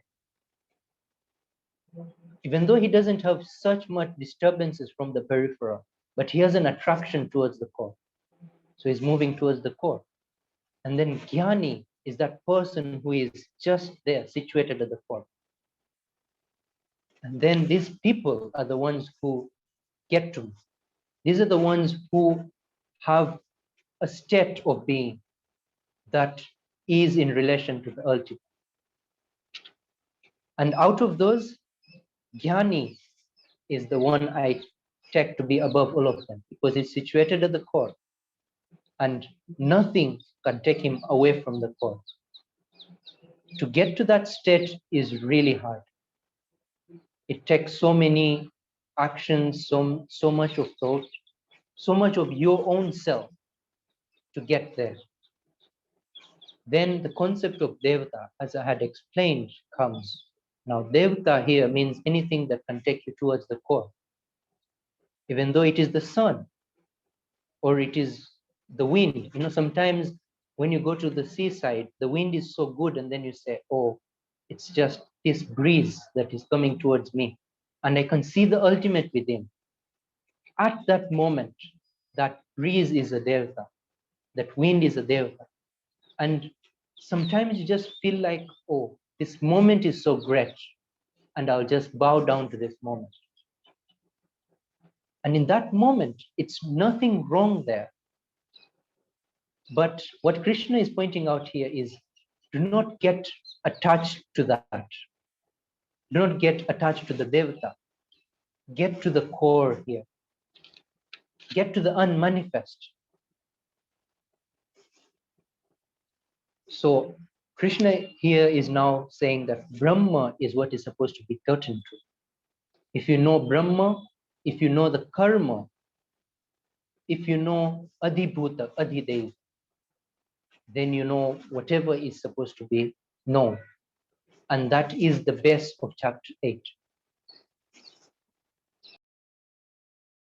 Wonderful. Thank you. Thank you, Yogeshwar. On this one, I will just make a couple of comments and then we'll go on. I love these varieties. Artha means this, you have this intense, passionate desire to be there, and it's like it's too much for you to be away from it. It's like you have this very intense that you must be there. The jidnyasu is like curiosity. Your entire mind is full of curiosity. The artharthi is saying, this is beneficial to me, so therefore I will do this. And the jnani is that that's who I am, and that's where I will be. So it's like it's a very natural place for them. It's not an optional thing that they like it or they're curious about it or they think it's beneficial. They just think, that's who I am. That's why I'm here. Okay, let's go to the next one. In chapter 8, where Krishna left, Arjuna is asking the question then, what is Brahma and what is Adhibhuta, Adhideva, Adhiyagya? Krishna is bringing that relation. Now, I won't go into the details of each and every, but mainly what we need to know is whether it is about karma or yajna or what Brahma is. Everything is in relation to the ultimate. So when Krishna says Aksharam Brahma Paramam, that is the ultimate, is pointing towards that. And when Krishna says Bhuta Bhavod Bhava Karo, Visarga Karma Sanghita. Now, what is the karma? We had looked about karma yoga, that is the karma that somebody does to get to the core. Now, the karma that is being talked about here is different totally, because this is the karma that Brahma does. How the whole like unmanifest becomes the manifest. So Bhuta Bhavod Bhavakar, whatever you see in this world, creation of it is the karma of Brahma. And that is not just normal karma that we do. The karma that we should do is to get to the core. The karma that happens when we are at the core is totally different now. It's not to get to the core, but it is an automatic karma now. Then a lot is being put to that concept of antakala. What happens at that time of death?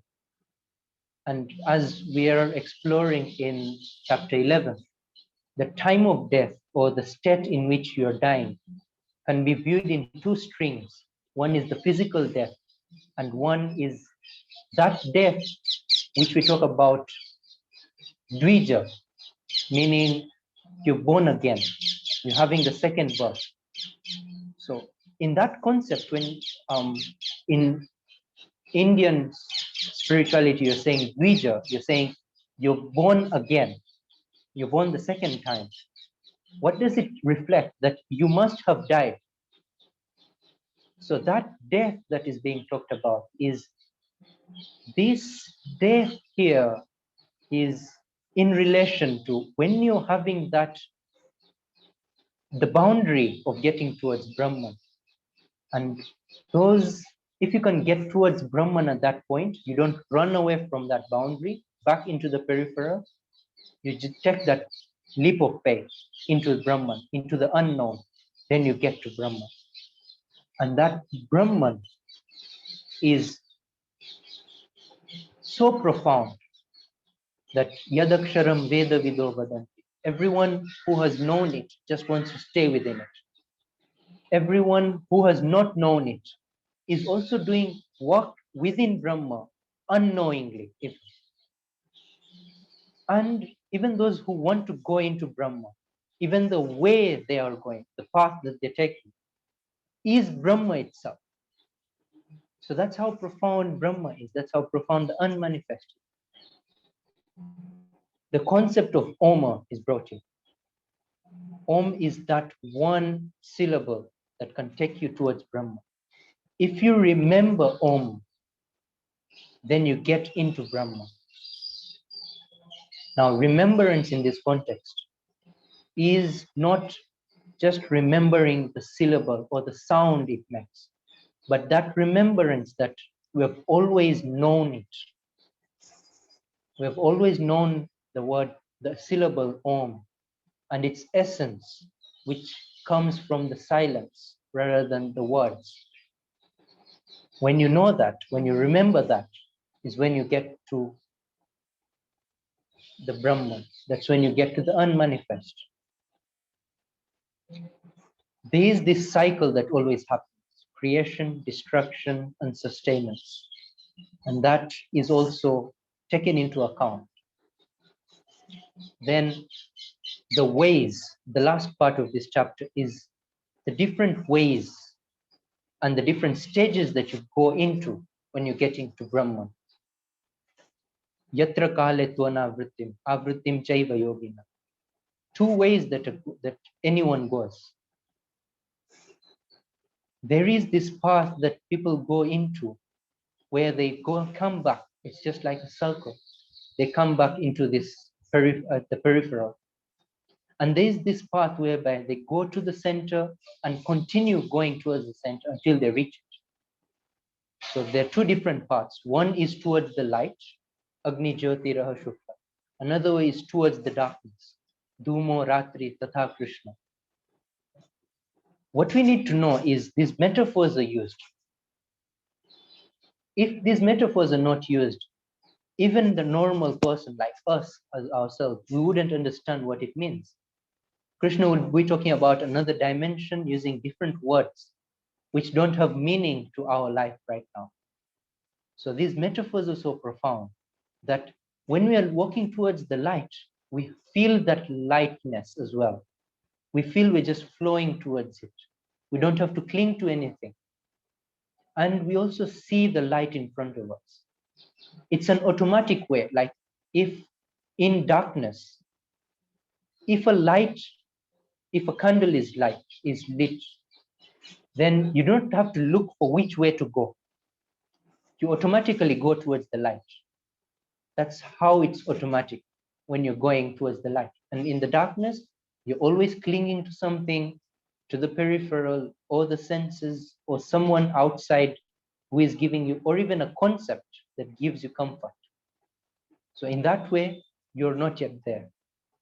And then Krishna makes a very profound point that whatever we have talked about, whether it is said in the Vedas or Yajna or Tapa, whatever good fruit is talked about in there, a person who reaches this path, who reaches this core, has gone over and above all this punya, all this good fruit that is being talked about. And when he reaches there, he always stays there, and it is param sthanam. Wonderful. Thank you. Thank you, Yogeshwar. Let me go ahead and bring up the sharing screen. I have 3 points.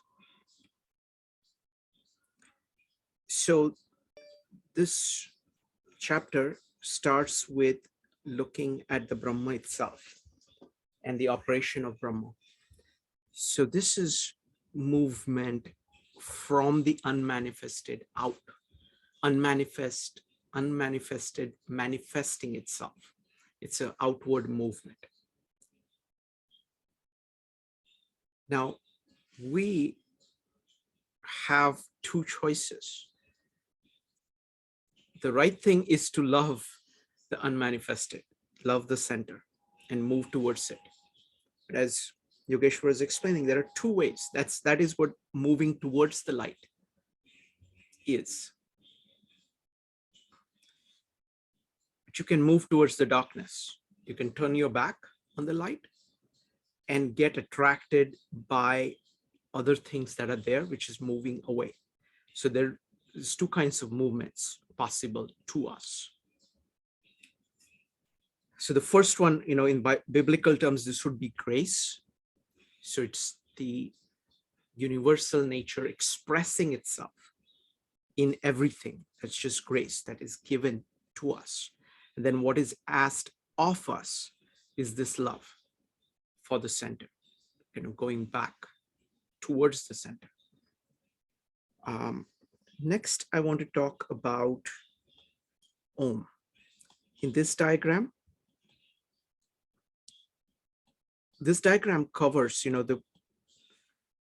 the creation, sustenance, and destruction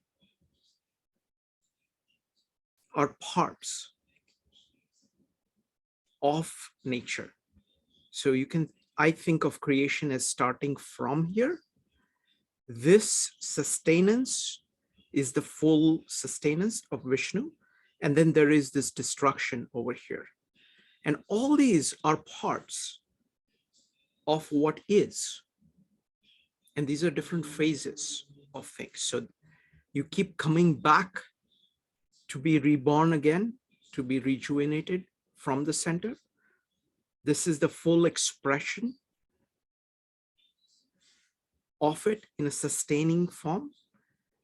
And this is always the possibility parts of you would be dying and then being reborn here. So this idea of creation, sustenance, and destruction encompasses all that can happen. Okay, let's go to chapter 9, the final chapter. And then folks, would love to hear what you got from this bird's eye view of this entire half, the base of Gita. Go ahead, Yogeshwar. Chapter 9 here. So Krishna is now talking about Rajavidya, Rajaguhya, something that is the king of all secrets and the king of all types of knowledge that we'll know. What has to be known here is the core is what holds the peripheral. It is what sustains the peripheral. It's where the energy of the peripheral comes. Krishna here is saying that I am the core. I am the ultimate. So in verse 5, Bhuta Brin Nacha Bhutasto. Here Krishna is saying that I am the core, like I am the generator of the electricity. Don't think that the bulbs that you're viewing light from are the real light. That's the peripheral. Look for the generator of the electricity. I am where everything comes from. The core is where everything comes from. Don't get so much attracted to the peripheral. You may see all the lights at the peripheral, beautiful, colored lights. But until you've known the source of everything, you've not known everything. And Krishna is also talking about Prakruti. So two types of Prakruti here. One type is the peripheral itself, and one type is the core itself. Everything is Brahman. Nothing is devoid of Brahman, even the peripheral itself, because it is the manifest of the Brahman. It is how Brahma is showing itself to you. That is something profound. It's not something small. The core itself, which is not known, if it wants to show itself to you, this is the only way. And this is how you can get to it. With me, because of the core is there, then everything in the peripheral happens. Every creation, sustenance, and destroying that you see happens. And when you look from the sight of the core, from the lens of the core, then you realize that what Krishna said in verse 16, Aham kraturaham yajna swadaham ahamaushadam mantrohame ahamevajyam agniraham ahamamhutam. Everything is the core. Whether you're talking about any action you're doing, any knowledge that you have, or any mantra that you have, even where you're doing it is Brahman. There's nothing void of Brahman. Everything is created from there and gets destroyed there. A person who is always contemplating on this idea gets to know who I am, gets to know the essence of me. And then he gets to know that everything is the manifest of the unmanifest. So whatever I do in the manifest actually goes to the unmanifest. Then that becomes a way of being devoted to me, even though he's using the peripheral. But it is a way of being devoted to the ultimate. And at last tells Arjuna that you are a Kshatriya. Even though I'm talking about Shudra or Vaishya, they will reach me if they get into such devotion. What about you? You are a person who is a Rajarshya, very much next to a Brahman. Then you will obviously reach. Yeah? Even those, so there's no condition of birth, there's no condition of structural societal norms. The condition is manmana bhava mad bhakto madhyaji mam namastu. That's the only condition. Just contemplate on me, always have devotion towards me. And doing this will take you to me, take you to the core, to take you to the ultimate. And that is the only condition that Krishna is saying matters, getting to the core. Wonderful. So this is the Bhakti Yoga, and it's explaining the importance of devotion. Beautifully put, Yogeshwar. So I want to now open it up. I want Yogeshwar to have the last word on this. So I want to open it up to now what you got from going through all of these 9 chapters together like this. Go ahead and type exclamation mark to talk about what you got from this experience. No questions at this point. We'll take questions, but a little later. I want to first see your experience of hearing all of this. We'll start with Evanik, followed by Joe. Evanik. So I got a tremendous amount out of this. So I think one of the things is explaining the yokes, the Jnana yoke, the Karma yoke, and the Bhakti yoke, especially with the diagram and seeing the colors, helped me understand the diagram better, and it reminded me of what they are and like the importance of it. But I think the new thing that I got was, you know, how you can have sorry, as I got a little distracted. So the self-knowledge and action and and that, and having the self-knowledge and the action and how you can use it to go towards the center, but you can also, like, if you are not concentrating on the center, it could take you away and it could disintegrate. And I love how you said in the beginning that Arjuna started in the periphery, right? And I love that because I didn't get that the first time that we were reading all these chapters. And it just became clear that at the beginning of the story, Arjuna is in the periphery.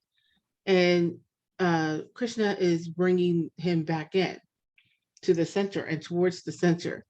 And the the yokes help him see where he's at, because Arjun can't see it.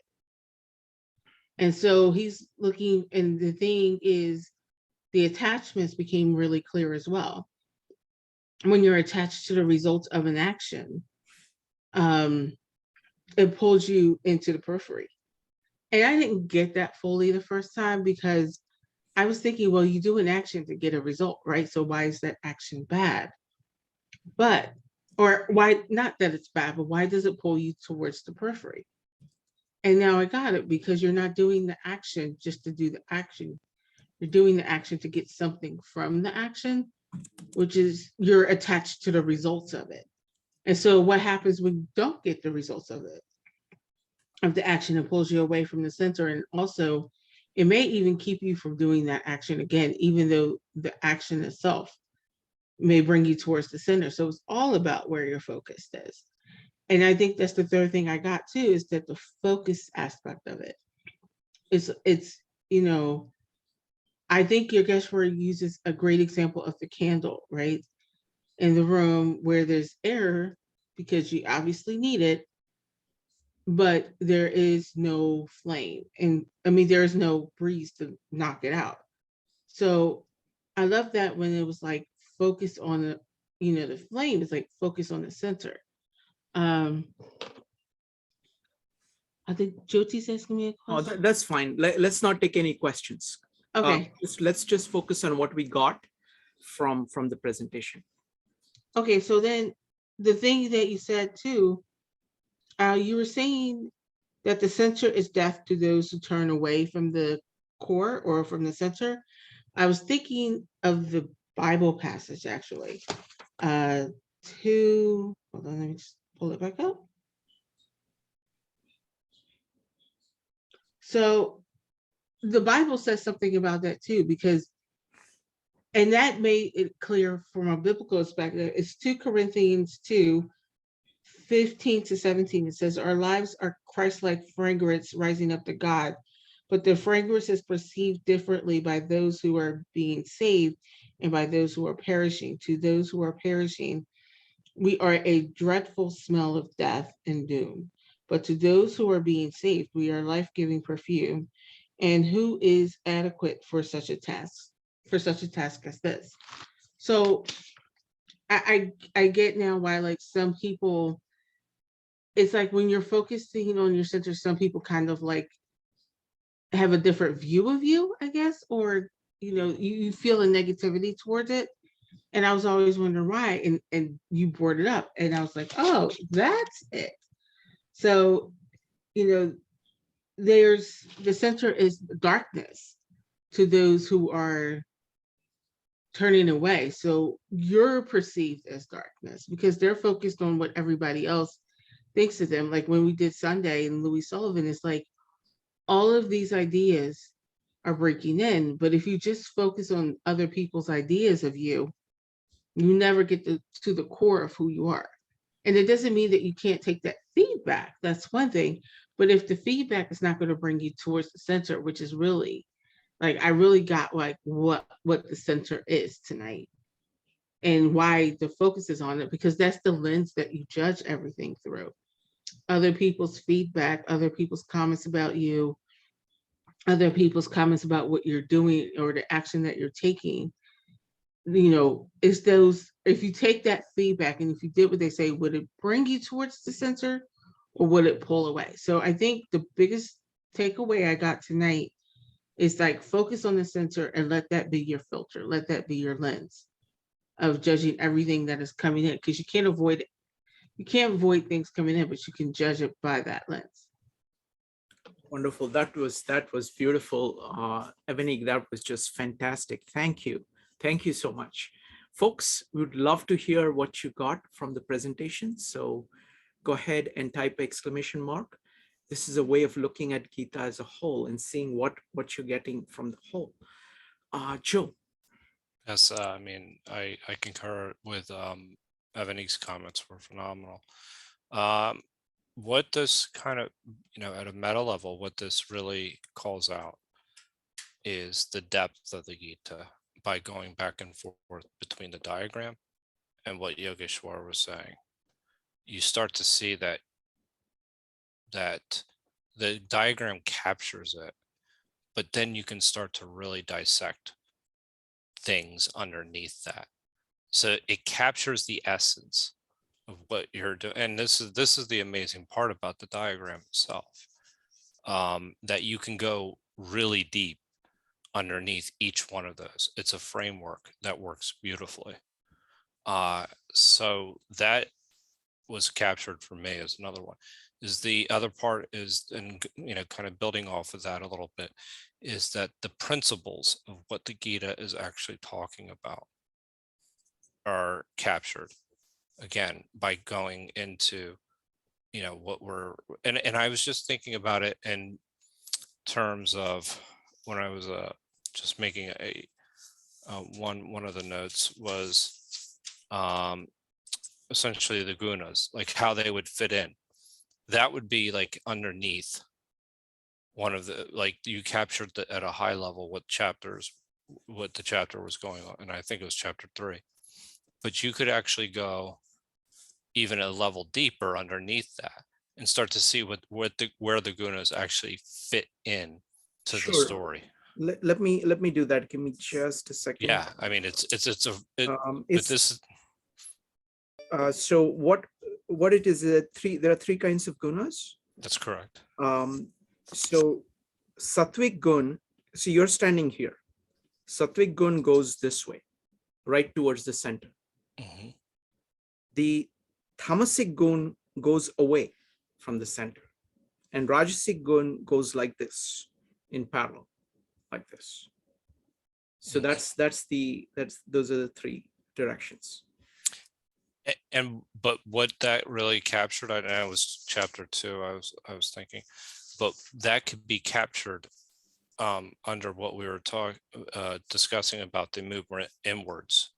So the whole chapter 2 is actually about the movement inwards towards the center, and understanding the self. So then once you understand the self, then you can have all these other deep, this is just one small example, all these other very deep concepts that the Gita is communicating to us, and you can map it underneath what it means to understanding the self. So you have the understanding the self at a meta level, and then you can go deeper subsequently from that. One of the other things that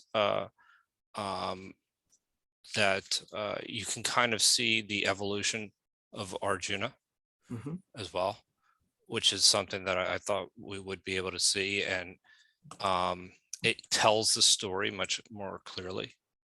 I mean, this is extremely powerful. I mean, because I've drawn things not to this level, but I've drawn things in the past, and that if you can get it right, especially after enough iterations, that's the beauty of this, is that it really, you can get it can make you very articulate too about the ideas themselves.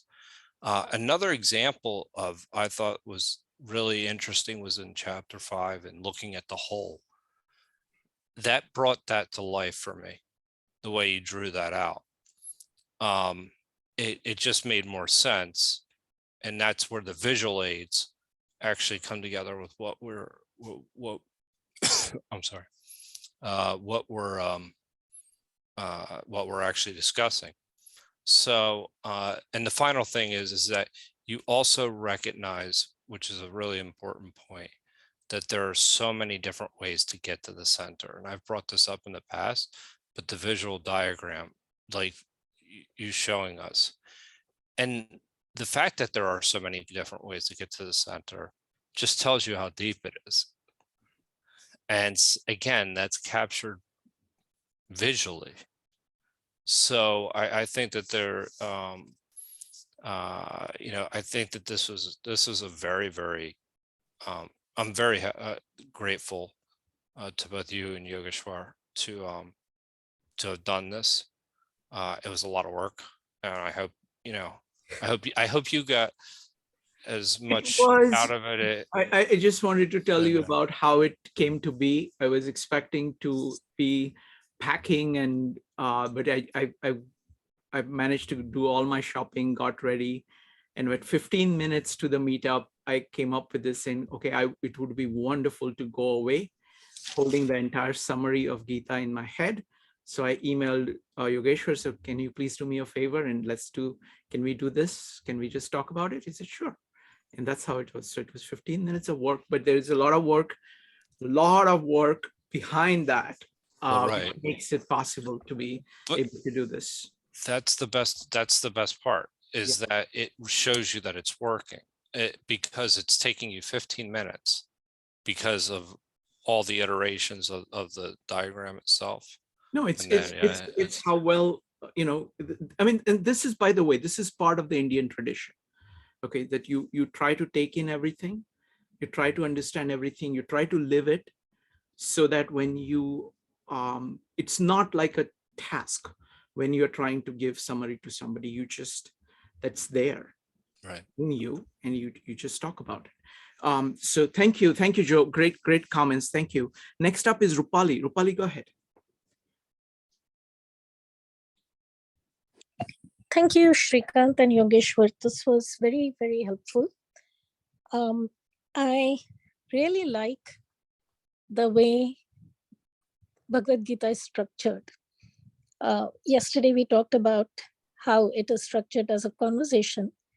And, the structure of first setting the scene. Chapter 1 is just setting the scene, bringing all the characters that are in the Gita. And then chapter 2 is the overview, and basically stating what Gita is all about. And then chapter 3 and 4 going into the many examples. And by chapter 5 is the realization. That's when realization starts to happen about what is Brahman, and realization of your own self and realization of others. And your diagram really helped in understanding that. And then my favorite chapter in this section is chapter 6 after chapter 2. So I absolutely love it because, and especially Jnaneshwar's commentary on that is just very, very beautiful. I love it because it actually tells you how to get to the center, and through meditation and creating a place of beauty for yourself, creating that's the place where you start, and then your posture, your ability to focus, all of that. So, and the habit of discipline, which I think is one of the petals in your diagram. And then really getting into the manifest and unmanifest, really seeing the unmanifest. And so I really like the structure of Gita. I like how, and Krishna's gentle nature throughout this. To me, that's the ideal adult, or the ideal teacher is, when you're leading somebody, you have to constantly change your methods, show different things, but always believe in the potential. He believes in Arjun's potential. And so I think there's a great lesson for everyone to learn in that. Doing the summary was really good because it gives you a thread throughout the plot and what is going on. And it brings us to now the middle of the book, where things are going to start changing. So thank you very much for this presentation. I really enjoyed both the summary as told by Yogeshwar and then the explanation in your diagrams. Thanks. Thank you. Thank you, Rupali. Let's go with Jyoti, followed by Elena. Jyoti, what did you get from the presentation? Yeah, I'm not going to ask for a question. I got my answer from you. I will just tell you what I got. I was very happy to see the diagram and Yogeshwar's explanation about Krishna conversing with Arjuna Arjuna, being in the periphery and Krishna in the center, realizes that he can't expect him to understand what he's saying because he's not in the center yet. And I look at it this way: Krishna is from east and Arjuna is from the west. I tried to explain somebody something today when we went out. It was impossible. So I said, this diagram made me understand why it is difficult. So I thank you for that. That stayed in me very nicely. So diagram is the best thing that you did, and Yogeshwar, the best thing you did was you simplified and explained everything about the Gita chapter 1 to 9 in a very concrete manner. Easy to understand, easy to retain, and easy to apply. Thank you so very much. Thank you, Jyoti.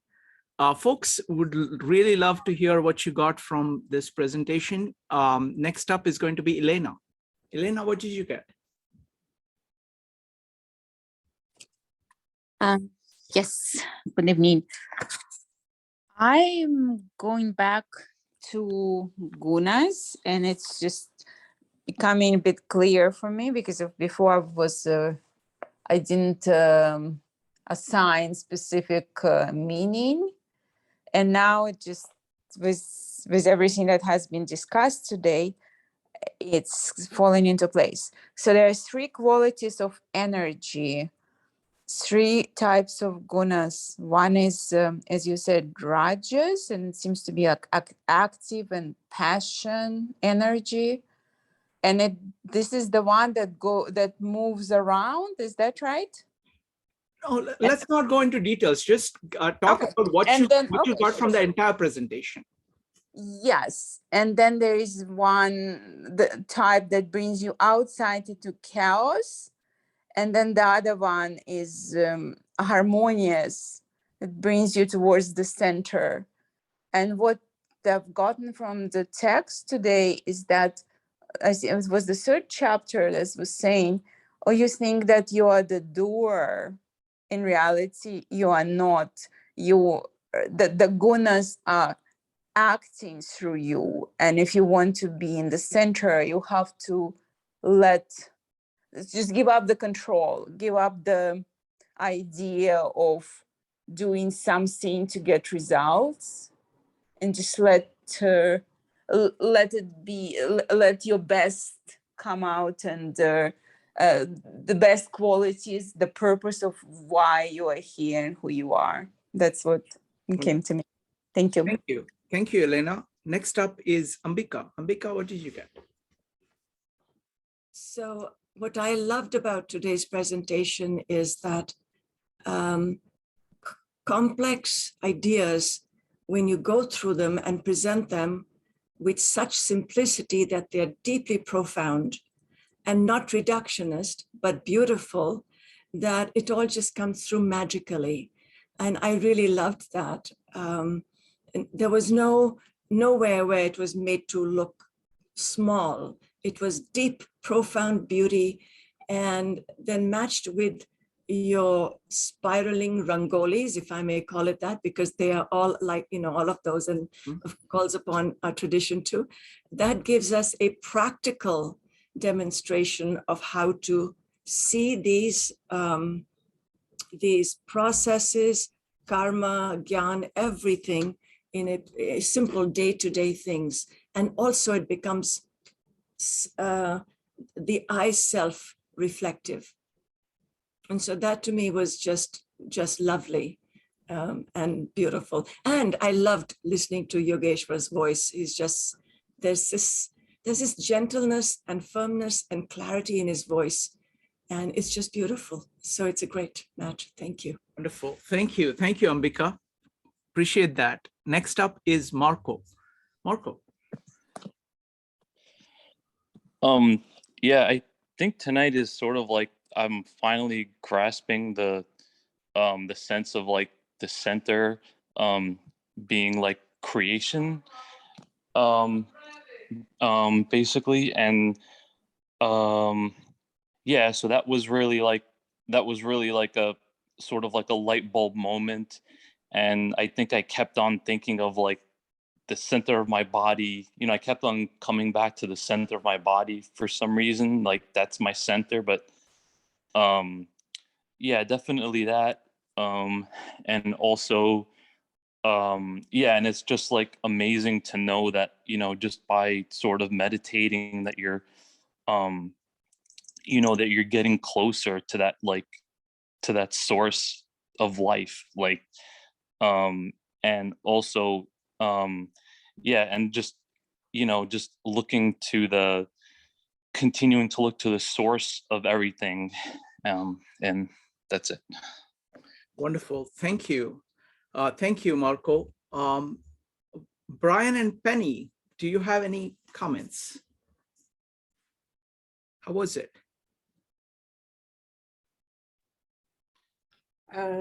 Well, of course, it was tremendous. You know, I'd kind of forgotten how complicated, in a way, how many different stages and categories there, you know, things there were in the Gita. But I would say overall, you know, going back, I mean, you really see more about kind of like this, the continuity of the story and the conversation between Krishna and Arjuna.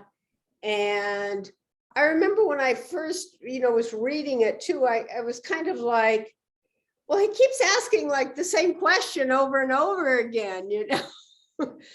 Or didn't they just tell us about this in the last chapter? You know, what's going on here? So, but understanding that as he reaches different stages of development, gets a little more understanding of what's going on, then he has a question which is similar to the question before, but it's not really the same question. And so he's ready to learn more.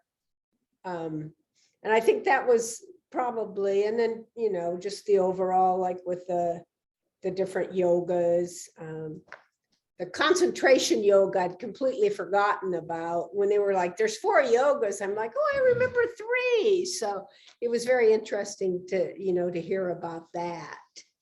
And just the, you know, the overall structure and the ideas they're expressing about the world and reality and, you know, what Brahma is. Wonderful. Thank you. I think the point about the spiral is crucial. So when you're moving in a spiral, what happens is that you keep coming back to this, what seems like the same position. So let me just show you this on the diagram. So what happens is that it seems like he's asking the same question, but he's not. Like the spiral movement towards the center is that he's starting out over here. Okay, initially he's kind of in a very bad state, and then it's slowly kind of going like this. Now, when he asks a question about thinking, it's the same question, but, or he's asking some question about karma, or he's asking some question about dhyan, or he's asking some question about devotion. The way you would speak to somebody here is different from way you speak to somebody here. And that is the beauty of it. And that's why I love the conversational format, because it says something very deep about the sanctity and value of human beings, that Krishna is God, and he's talking to Arjuna with such love and devotion and gentleness. He's going through everything. He's taking all the questions, and depending on where he is, like he's saying, you know what, this is going to be a better path for you than this one, because you're actually further out here. You know, your understanding of yourself is not as good as your ability to do the right thing. Now, you do love me, and so use that. You know, that's going to be you are, you know, your concentration power is great. And he's going kind of gently from one to another. to move him in a spiral that way. So love that. All right, anybody else wants to, Ambika, you had something? I was just sharing how my imagination wanders, and I'm seeing how, how you might make text for younger children, and then groups of people across sharing stories, not only from the Bhagavad Gita and maybe Mahabharata, but also the Bible and other very poetic works, which is what needs to be happening very soon. Thank you. Thank you, Ambika. There is a lot of to-dos from this, which are far more grander than what we can put together, because this is really at the core of, core of what people need to focus on. This is, it's about the center. I have to point out that I dare to draw on the right-hand side diagram. I'm very scared to draw on the left-hand side of the diagram, because that is Krishna, that is the ideal, and it's kind of slowly unfolds itself as we go along. But it's important to keep in mind that there is that, and that has a power, which is amazing. All right, next, does anybody else have any comments? Otherwise, if anybody has questions, they're welcome to ask at this point. Try to keep your questions brief.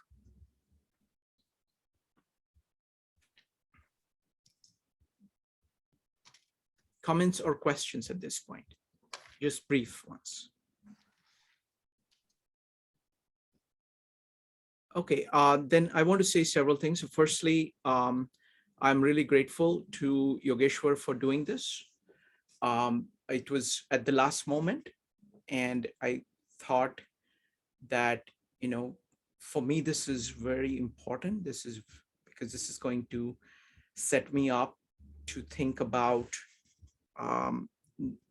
think about Gita and my diagram and the limits of it and the power of it and the dynamics of it. It just is very deep. I thought that Yogeshwar did a fantastic job of giving a very concise and meaningful summary of each of the chapters, and it's wonderful to see. Other thing is that from our meetups on chapter 10 and 11, it is clear that this is only the base. Like chapter 10 takes it to a new level. So Yogeshwar, I have a question for you. How does the second part, because I see a radical transformation between the first 9 chapters and the chapter 10 and 11. So what is the rest of the Gita about, and how would you relate it to chapters 1 through 9? Okay, so now the rest of the Gita would be like, so there is a realization of what the truth is. And then what happens is you get into the nitty-gritties there in chapter 13 now, like where and how to stay there after knowing it. And then after chapter 13, from 14 until 17, this discussion about gunas is going to come. And why the discussion of gunas?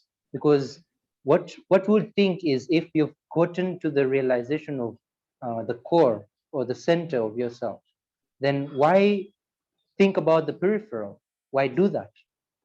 But it's profound in a way that when you're looking at the core, you've been situated at the core. What will happen is, if you do not realize what the gunas are, you don't realize what the peripheral is, how you can move back and forth, then you'll be stuck in one dimension. You won't get the full gist of it. You won't be able to get to know how Brahma interacts with the world and how the world back interacts with the ultimate. That interaction is through the gunas. And that is profound in a way that, you've gotten the two things that are there, the center and the peripheral. But now the subtle interaction between them is what has to be gotten here. So first, it is the movement from the peripheral to the center. Then in the middle, 10, 11, 12, it is about the center itself as it is. Then now, when you've gotten, because we already know the peripheral, and now we're getting to the center. So we know the center and we know the peripheral. Now the interaction can be known. How the interaction happens, back and forth. Wow. That was wonderful. I mean, the one thing that always stands out for me for Bhagavad Gita is how accepting it is of reality. It's like everything is about accepting of reality. Accept that there is destruction. Accept that there is peripheral. Understand how it works, its relationship to the center. Understand you have to accept, understand, and internalize all of it, because that's what it is. That's what is. So wonderful. Marco, go ahead. Yeah, I wanted to ask, like, as far as like, is this like, as far as like, you know, is this like, how similar is it to like the Big Bang and creation? Yeah.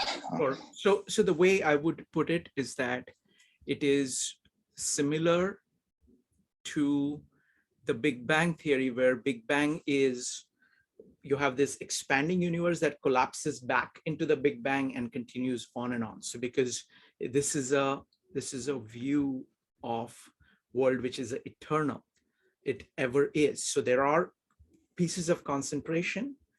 There is a concentrating phase and there is an expansion phase.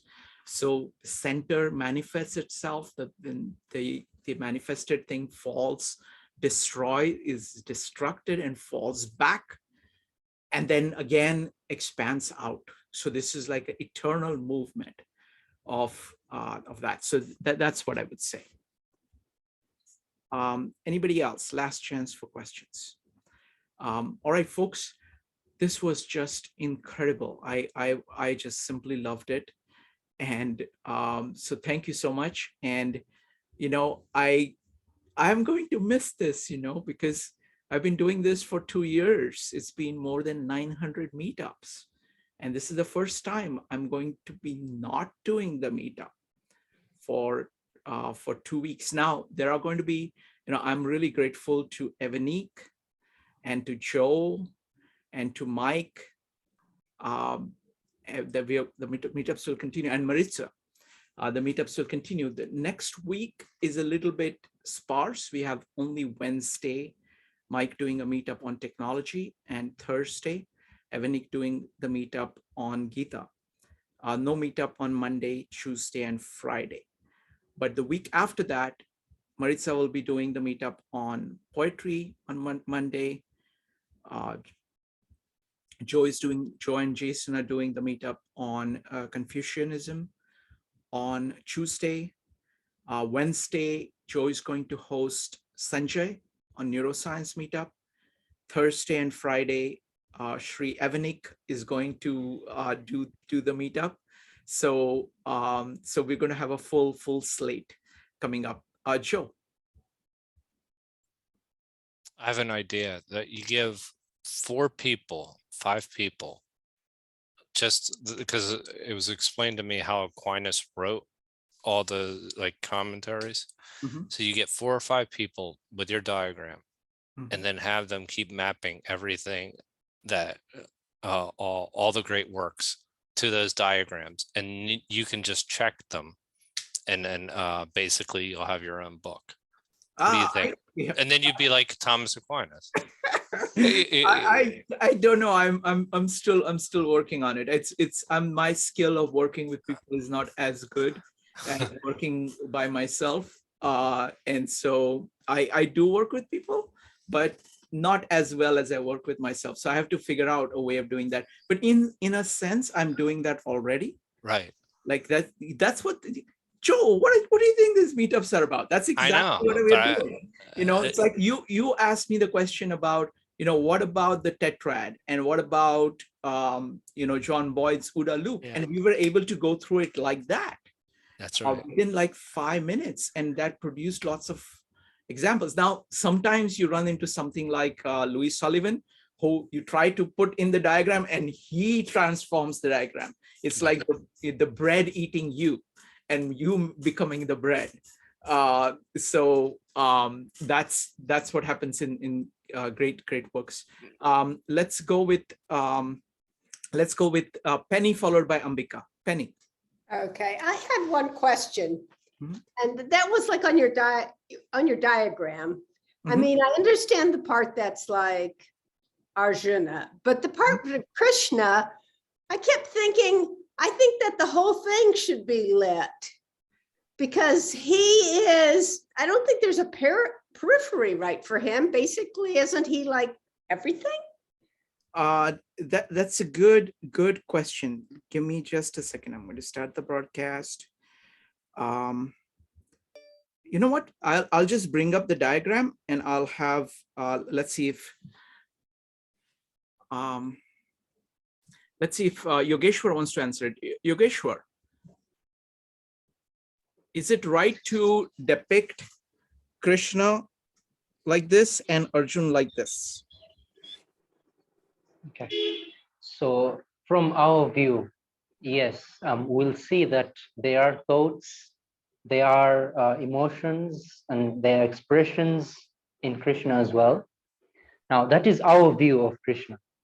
How Krishna views it is doing everything while situated within the core. That is how he's viewing it. So he's not running around like we are. So for him, like for example, a thought is the expression of Brahma. It is one and the same thing as being at the core while being there. Or even when we talk about devotion, or when we talk about love, any emotion or any action, it is all an expression of the ultimate. There are not two things there.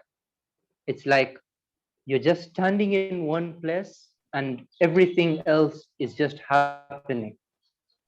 And you just let it happen through you. So all the thoughts and everything is just happening within Brahma from his perspective.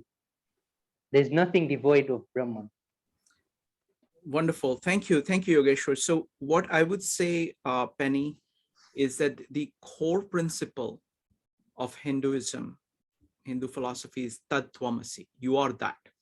So that means this, that Arjun is Krishna, but he's just distracted from that core. That, there is equivalence, that you are divine.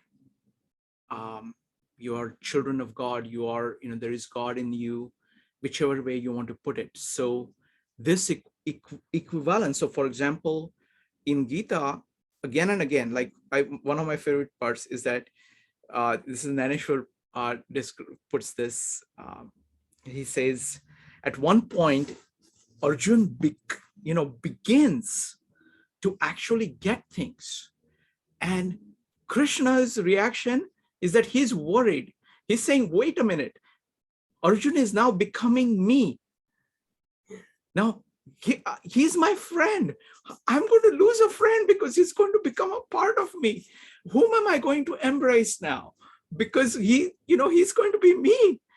So that's how it is. Like in the earlier avatar of Krishna, one of the avatars is Nar Narayan. So that is Nar here and Narayan here. So they were twins. They were twins. One God, one man. And they shared the same soul. So the center is the same. And it would, so one of them, like when they were fighting, one of them would be doing dhyan and one of them would be fighting. So it's a very profound idea in the Indian context, that of Tat Tvamasi. Next up is Ambika, followed by Marco. Ambika. The whole idea of the core, which is so exquisite, And I suppose my question itself answers my question. So many people in the stories, not like Durvashas, the angry sage, these sages who lose their temper at small things. And I just wondered what Yogeshwar would say about that. And of course, it's in your diagram, but just wondering about the sages who've been all the Gyanis and yogis. What happens to the yogi who loses? Yogeshwar, what do you think about what is going on with Durvas? Durvashas, yeah. Okay, looks like Yogeshwar has stepped away. So I'll skip the question.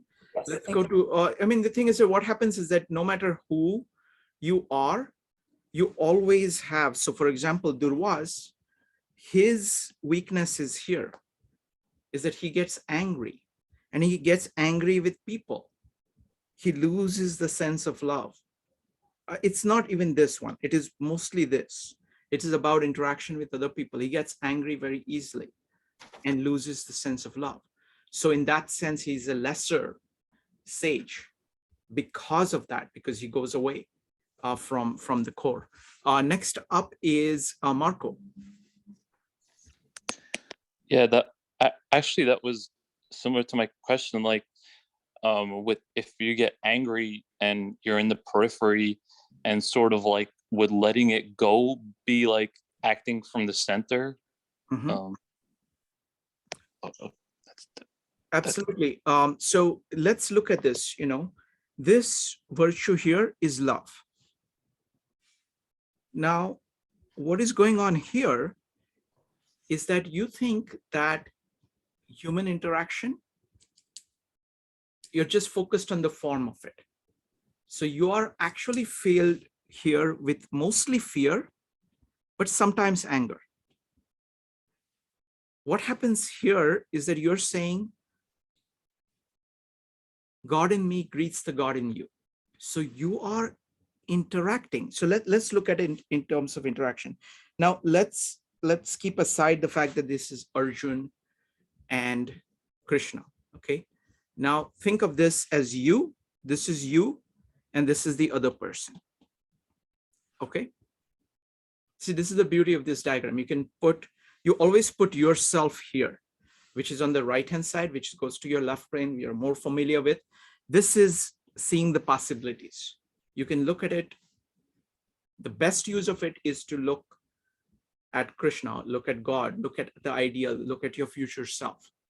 But you can also look at just something that you're not familiar with.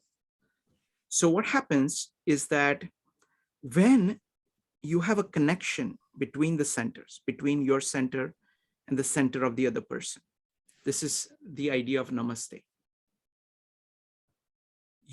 Once you acknowledge the center, you realize that you're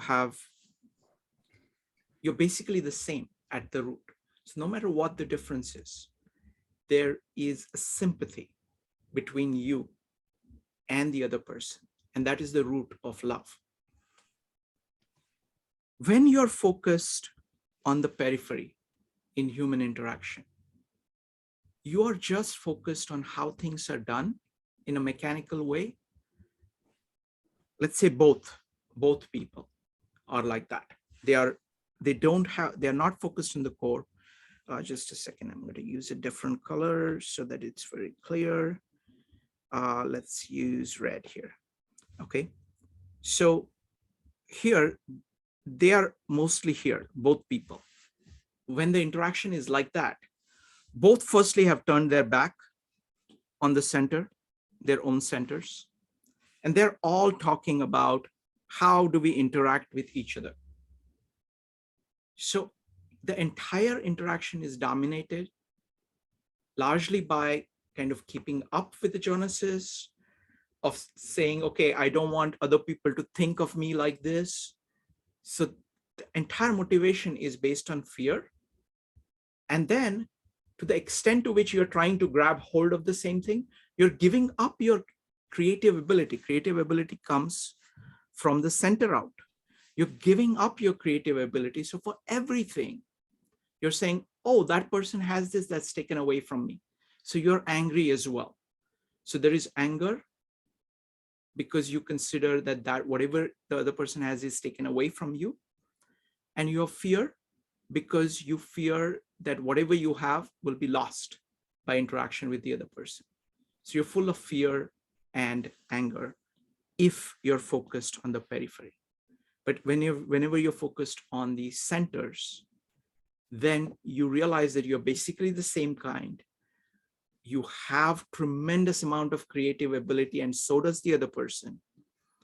So that leads to sympathy or love. Right? Any other questions? All right. Wonderful. All right. Thank you so much, everybody. This was a great way of doing my final meetup here. I am For grateful. 2 weeks, not final meeting. It's not final, no. I know. I know. For 2 weeks. 2 weeks. Yeah. Yeah. That's right. So again, I'm going to miss you folks. I don't know what I'm going to do. It's going to be very hard for me. I can't quite imagine. I've not yet internalized that sensation that I'm not going to be seeing you folks for 2 weeks. I can't believe it. So I'm going to definitely miss, and I don't know how my mind is going to work, because I'm used to this kind of interaction. Whenever I come up with something, I talk about it. So it's going to be an experiment. So what I've done here is that I have packed my head with all these ideas of these 9 chapters. And I'm hoping that that's going to create some things. I'm going to Bombay, Rupali, to meet with my parents. Oh my goodness, I didn't know that. Oh, I forgot to tell you. I'm so sorry. All right, we should talk. I'm going there. I've got an event to do for work, and then we will. Then I'm going to spend some time with my parents. So yeah, definitely. I wanted to. You can give me a call. I'm leaving tomorrow morning, by the way. So anyway, so thank you. Thank you, everybody. See you soon. I will miss you. We will miss you too. We'll miss you Bye. too. Safe travels. Bye. Safe travels. Yes. Bye.